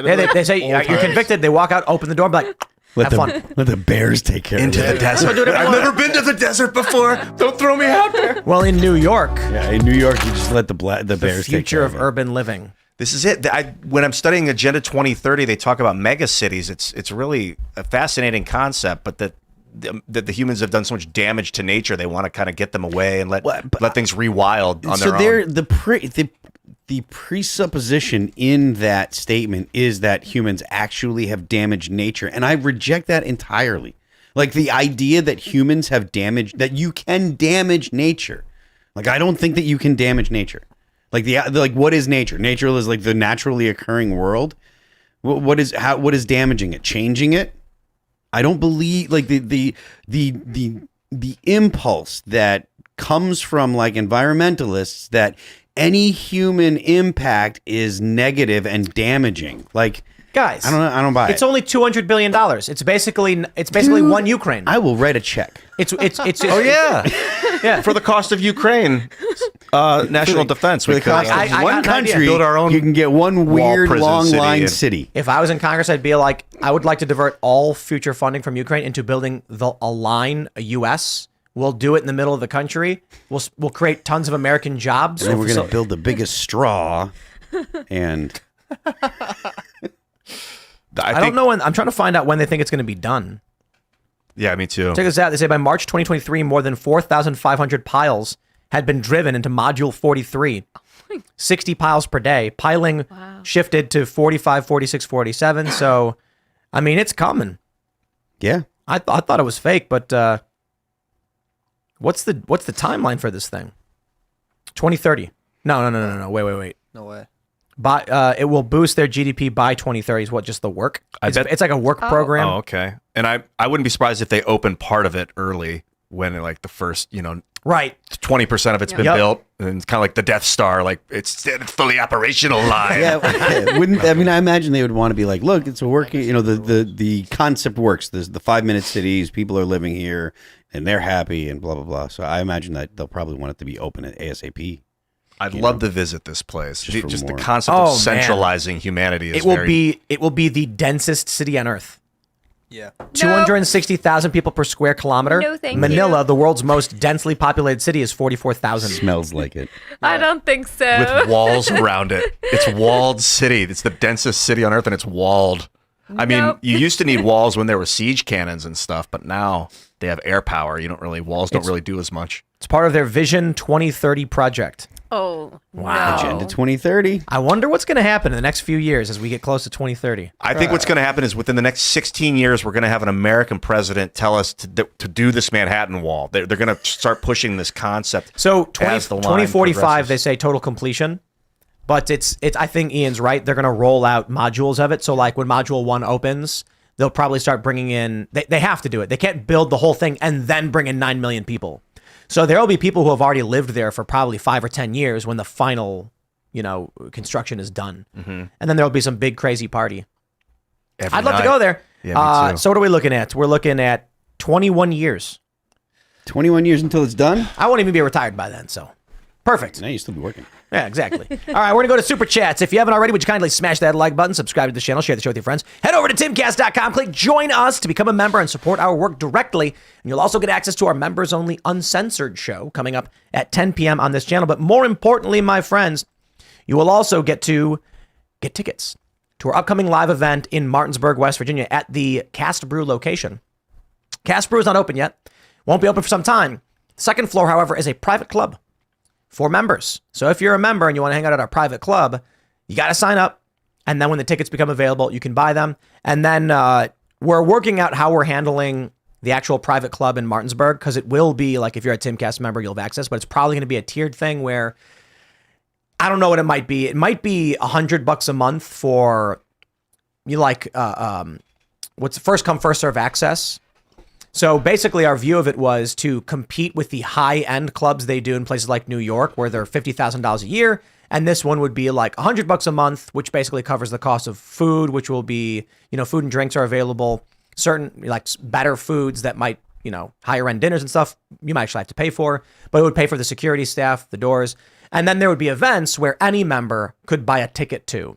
We're not completely sure how it's going to operate yet, but as a member, when we put up the ticket sales, which will be maybe in a couple weeks, that will be for the event. We're probably only going to have 50 tickets, so you're definitely going to want to be a member so that you can see right when they come up and you can buy them. But let's read some Super Chats for now. Smash that like button. And Richard Brodowski says, not first. You are, in fact, first. Nice job, dude. Christopher Lambert says, cheating my way to first. Unfortunately, you were second. Unfortunately. Corey Anderson says, down goes Rana. Down goes Rana. Yeah. Absolutely. Kale says, hey, Tim, I made a cold brew using Rise with Roberto Jr. and enjoyed it so much, I threw it on the menu at Chronic Golf Plus Games on Hilton Head. Is that South Carolina? We're proud to be found on Public Square, our big Timcast fans. Well, boy, do I have news for you. Wholesale pricing, I believe, is rolling out. I don't know if it's available now. We have somebody who runs Cast Brew. We have a staff member who's taking care of it. But wholesale pricing is going to save you a pretty penny. And then we'll figure that one out. I don't know much about it right now, but it's good news for you if you want to get cheaper prices for your wholesaling. Let's go. Direction says, could I get a culture war shout out for a Kickstarter called Animating Cradle? It's an anti-woke series with classical values that DC's Jay Oliva wants to make into an animated series. Tim would enjoy it. Perhaps. Well, there you go. Best of luck, good sir. All right. Chaco says, hey, Tim, Matt Gaetz and Elise Stefanik introduced a resolution to say that Trump did not incite an insurrection. We talking about it. We're talking about it now. That's right. He did. And so if they all vote on it, then there you go. It's assessed and asserted. Let's grab some more super chats. Let's find a good one. Jason Hutchinson says, Disney reaping what they have sowed. Where's the popcorn? This is going to be fun to watch. I saw the Marvels. Okay. I saw the Marvels. I saw 60% of the Marvels. Oh no! I had to stop. Really? It is the worst. It's one of the worst movies I've ever seen. Oh man. Yeah, I couldn't do it. It is. I would describe it like Home Alone 3. You know? Jeez. Yeah. That's horrible. You've seen- horrible description of a movie. No, I haven't seen any of that. That sounds You don't terrible. want to. Yeah, watch Home Alone 3. At least you'll enjoy yourself. Oh wow. It was so bad. The Marvel. Made no sense. The storyline is dejected. It's choppy. They just crammed a bunch of garbage together and said, we fulfilled our contractual obligations. Have a nice day. Really, really dumb. Yep. Very dumb. So sad. But good luck, Disney. Kieran the Meat Man says, hey, Tim, please shout out Biltong Baron on Public Square. There is also a Timcast exclusive discount in the Discord. Give me your money so I can advertise more on Public Square. Sounds great. We love Public Square. And shout out to Beaver Fleming. I had made a comment on the show about I saw someone at Nitro Circus sponsored by Public Square, and I did not realize it was Beaver. He's an amazing skateboarder, does backflips and all this other crazy stuff, and he is sponsored by Public Square. That is like the coolest thing ever. Shout out to Public Square and Beaver Fleming. Awesome. I'm so glad to see Public Square sponsoring, getting involved in the cultural stuff. Massive. Absolutely amazing. We're going to win. Let's go. Rusta Zero says, Favreau really liked Gina, actually. Was going to make her the star of Rangers of the New Republic, but then KK had her gone. Yep. Catherine, what's her name? Kennedy. Catherine Kennedy. Aw, poor Kathleen Gina. Kennedy? Is that what it is? That's Kathleen? mean. Well, the issue was that Gina wasn't gay. Oh, Yeah. We all saw South Park. Yeah, And she was not lame either. Yeah. Let's get some more here. We'll find some more super chats. Jason Dixon says, Tim, the FBI just arrested a MAGA sniper who was trying to kill illegal immigrants. It feels like another Governor Whitmer Fed op. it was. This guy was talking to a UCE on TikTok. They now have undercover FBI agents DMing people on TikTok. So he befriended a federal agent and sold them some kind of suppressor for a gun or something, and then talked to them about his ideas. And that's what he's being charged with, like running his mouth. They're basically. desperately trying to make it happen. They need it so bad. Oh, and they're not getting it. They're calling him like a militia person. I don't think there's any evidence he Here we was in a go. militia other than him wanting to be. Eloy Lopez says, thank you, Tim, for reminding and inspiring everyone to create content that doesn't hate America. I made over 100 books, 25 on American values, 50 books on America's awesome animals on Amazon because of print on demand. God bless Texas and America. I want to know the name of that stuff. Where do we find you on Amazon? Yeah, we got to find it. Eloy Lopez Curiel. Well, good luck. I hope people buy your books. Let's go. Philip Reed says, buy Cast Brew. Don't delay, act now. Supplies are running out. Allow if you're still alive 6 to 8 days to arrive. And if you follow there may be a tomorrow, but if the offer is shunned, you might as well be walking on the sun. I know the guy that wrote that song. He was actually here. He played. He is a great That's musician. crazy. That's Greg Camp. Shout out to Greg Camp Yeah. of Smash Mouth. And now the Walking on Defiant. Sun. Yes. And he was here, and it was crazy because I didn't know a lot about him. But then they're like, "Oh yeah, he wrote All Star and Walking on the Sun." I was like, "No, Like, Crazy. that's crazy, dude." Super chill. He has the same birthday as me too, April 2nd. Oh, look at that! Shout Wow. out to Greg Camp. Let's go. Brett Tesdall says, don't know if you saw an X. Roseanne Barr reached out to Elon Musk regarding the Disney lawsuit. Game on. Cool. Oh, man. This is in regards to the Connors, Roseanne, she got fired from her show. Was that an ABC show? Yo, Now I'm wondering. they just killed Roseanne. They just slaughtered her on the show. They just one day they came, like the show came on and they were like, Roseanne died of an overdose while sleeping, or like while you were all sleeping. And it's like, oh, that's it. Moving on. Wow. Such an awful thing to do. For her politics. What did she do? Yeah. She took Ambien and then tweeted at somebody, Well, anti-Semitic slur or No, something? no. Not even close. I don't remember. Okay, it wasn't even She near. tweeted a photo of the Planet of the Apes character at Valerie Jarrett. That's right. Right. And said And then they looked said that she similar. was racist. And she was like, what do you mean racist? She just looks like that lady. And like, yeah, but she's black. And she's like, I don't understand. And they were like, you compared a black woman to a Planet of the Apes character. And she's like, I didn't mean it like that. And they're like, you're fired. It's She's like, I thought she was white. Yeah. I thought she was white. She really is. But like, it's kind of ridiculous that so we had, Alex Jones came on the show and kept saying, I am a gorilla because of that book Ishmael. And so we made the meme. Like, we haven't really, it's been a long time, but we had the shirts and it's the gorilla going, I am a gorilla. And then people were calling us racist for having a shirt that says "I am a gorilla." What? And I was like, my dude, it is an Ishmael reference. We are making a reference to global policy, not race. If you think that's racist, what are you thinking about people? Take it up with Daniel Quinn, But the writer. I don't know if y'all remember this. Some of the prints that were sold, I think this was intentional. Some of the prints that were made of it had the gorilla wearing white gloves with a blackened face. Yep. And someone posted a picture being like, why did my t-shirt come like this? And we reached out to Teespring, which is the company that does the distribution. And we were like, yo, what the? This is like, we made a gorilla thing, which is just like, it's like, I am gorilla. Like it's about Ishmael. It's about being tough or whatever. There's the gorilla emojis. And there were some people receiving shirts where I'm like, how do you accidentally make the hands look like white gloves? Yeah, I don't believe it. I was like, I think somebody who worked at these companies knew and they changed it intentionally. Because it's not Teespring. Teespring just contracts like there will be a print shop. Oh. Yep, Teespring okay. and so Teespring was really cool about it. They apologized and they were like, we'll get it sorted. No worries. And mad respect to them. We still sell merch through them and everything's been great. And so they were pissed too. And it was apparently like one print shop somewhere was making these shirts. And so if you have one, I mean, at some point, I guess it might be worth a lot of money. It's the blackface gorilla Timcast shirt. Yeah, crazy, right? Dude, it's so wild Crazy. that Ishmael, that whole book of Ishmael, I read it in like 2007 and I was buying into all of it. Now, the way Alex was like, the book's telling you like the gorilla's like, humans are bad. I'm a gorilla. Kill myself. Like, he's like, it's about like, you're so bad being a human, like what you've done to the earth. You're a taker. There are takers and there are levers, and the takers have outbalanced the levers, and we need more levers on earth. I get that concept, but it's interesting to think about it that I was manipulated by this book. Yeah.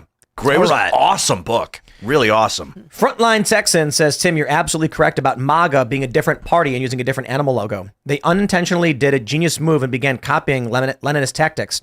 Lenin is quoted as saying, if you cannot make the party, capture the party. Yes. Interesting. Yeah. All right. Upish says, I live in California District 48. After that comment, I'm likely voting for ISA, LOL. Well, again, Blake Moore did good. Yeah, I saw the, here we go. Yeah, X10 Man says Moore switched his vote from yes to no so they could reconvene.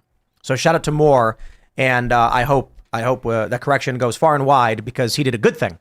And so he earns extra brownie points for that one. That's right. Ken Buck is way more than a Democrat. Look up his ties. He's a classic big government spook. Well, there you go. That's from Two-Way Willie. Lurch says all of that cheering sounded awfully female. Well, there you go. And then he says repeal the 19th. All of what cheering? At when they didn't impeach Mayorkas. Oh. I hope people realize that repeal the 19th as a meme is like it'll get a chuckle. You're not going to win anything if that's your actual platform. You're going to lose. Because women will vote against you. Yeah, exactly. But how about only net taxpayers can vote? I mean, look, anything, as much as I like the idea of like having people that have a stake in the society voting or being limited to vote, or only those people being able to vote, you're never going to convince people, even people that the law would not affect, you're never going to convince people that it's a good idea to limit people's ability to vote. Even if you could manage to prove that it would produce better results, people are still going to have that knee-jerk gut reaction that it's bad to take away people's right to vote because this is I mean, but you don't. No sane politician's ever going to go and say like, "Hey, we want to take away your right to vote."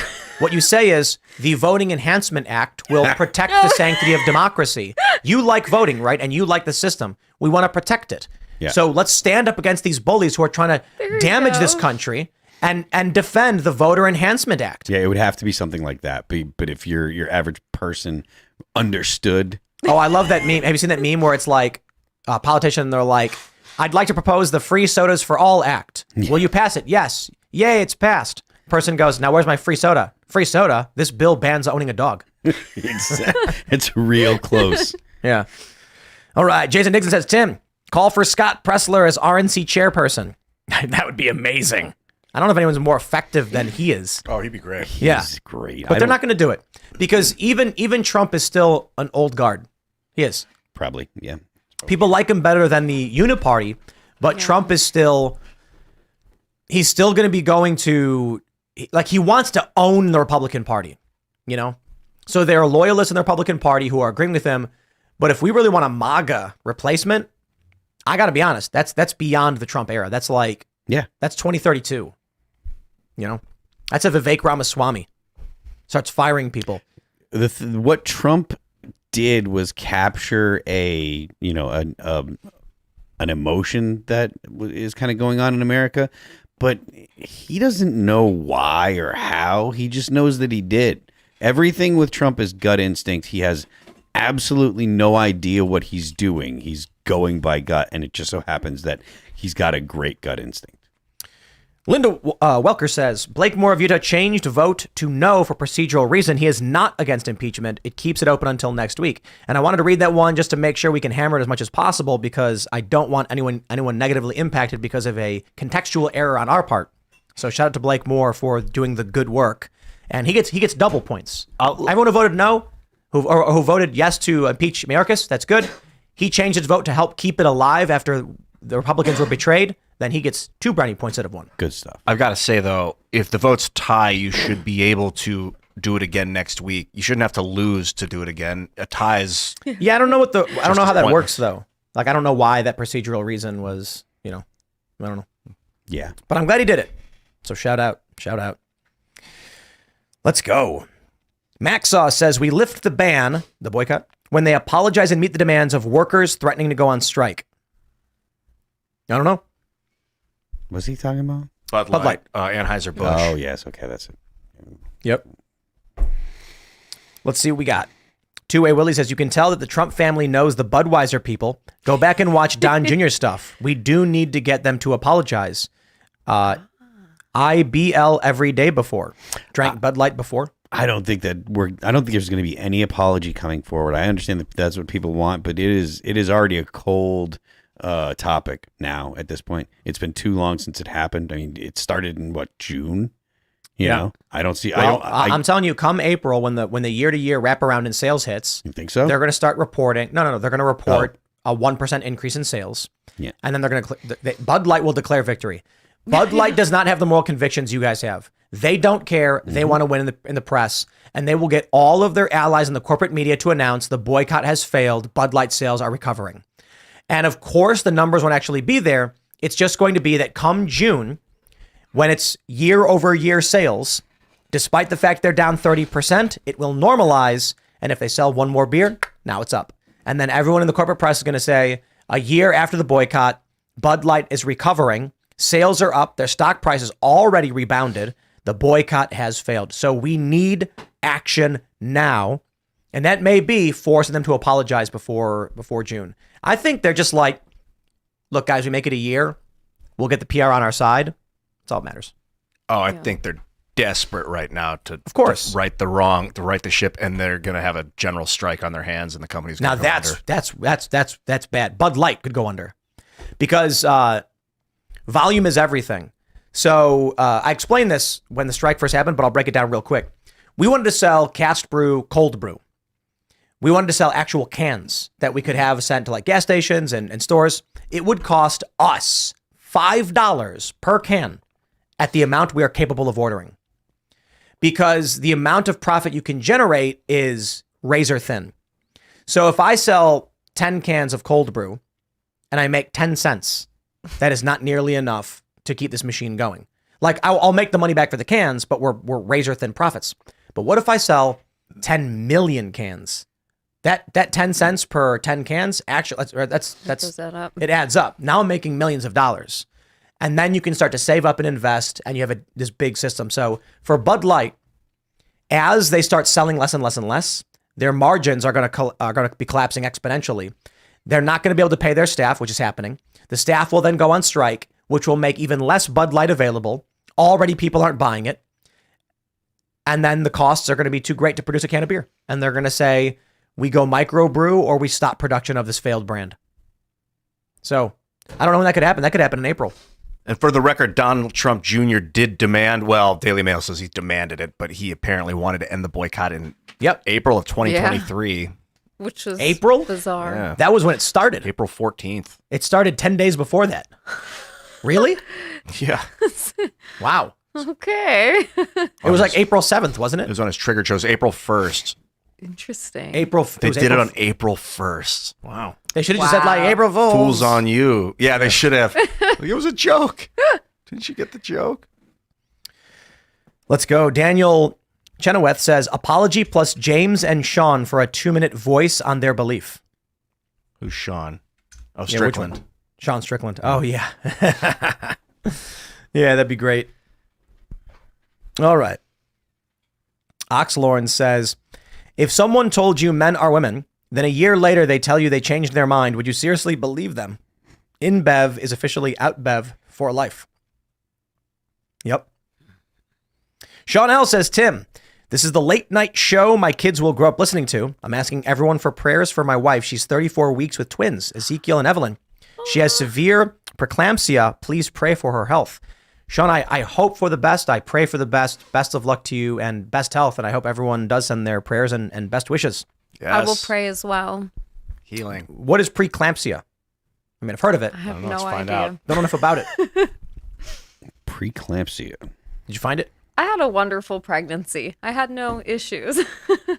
It's according to Wikipedia, a serious complication of pregnancy that can occur after the 20th week or after giving birth, characterized by high blood pressure, proteinuria, and other signs of organ damage. High blood pressure. Breathe out the hot air out of your mouth. That's the carbon dioxide. It adds an electron onto it. You can control your body pressure and hence your blood pressure. It's really cool. So just focus on your breath and breathing out that hot air. You'll be okay. A. Apron says, disagree with demanding an apology from Bud Light. Tim, you and the crew have always encouraged people, don't apologize to the woke mob. Wouldn't a demand by boycotters, a mob, be nearly the same? No, because they're evil and we're good. That's it. I'm not going to, no explanations. We're just righteous and therefore everything we do is good. No, I will get into it. They're lying. They're lying about what they actually believe to manipulate you. We want Bud Light to reject those who are lying and trying to destroy and subvert this country. The people on the right, take a look at the Mayorkas impeachment. These Republicans are so, I have to be honorable and compromise. It's the right thing to do. And then they get steamrolled for it. And the left just says, we'll burn everything down. They burn down police stations and don't go to jail for it.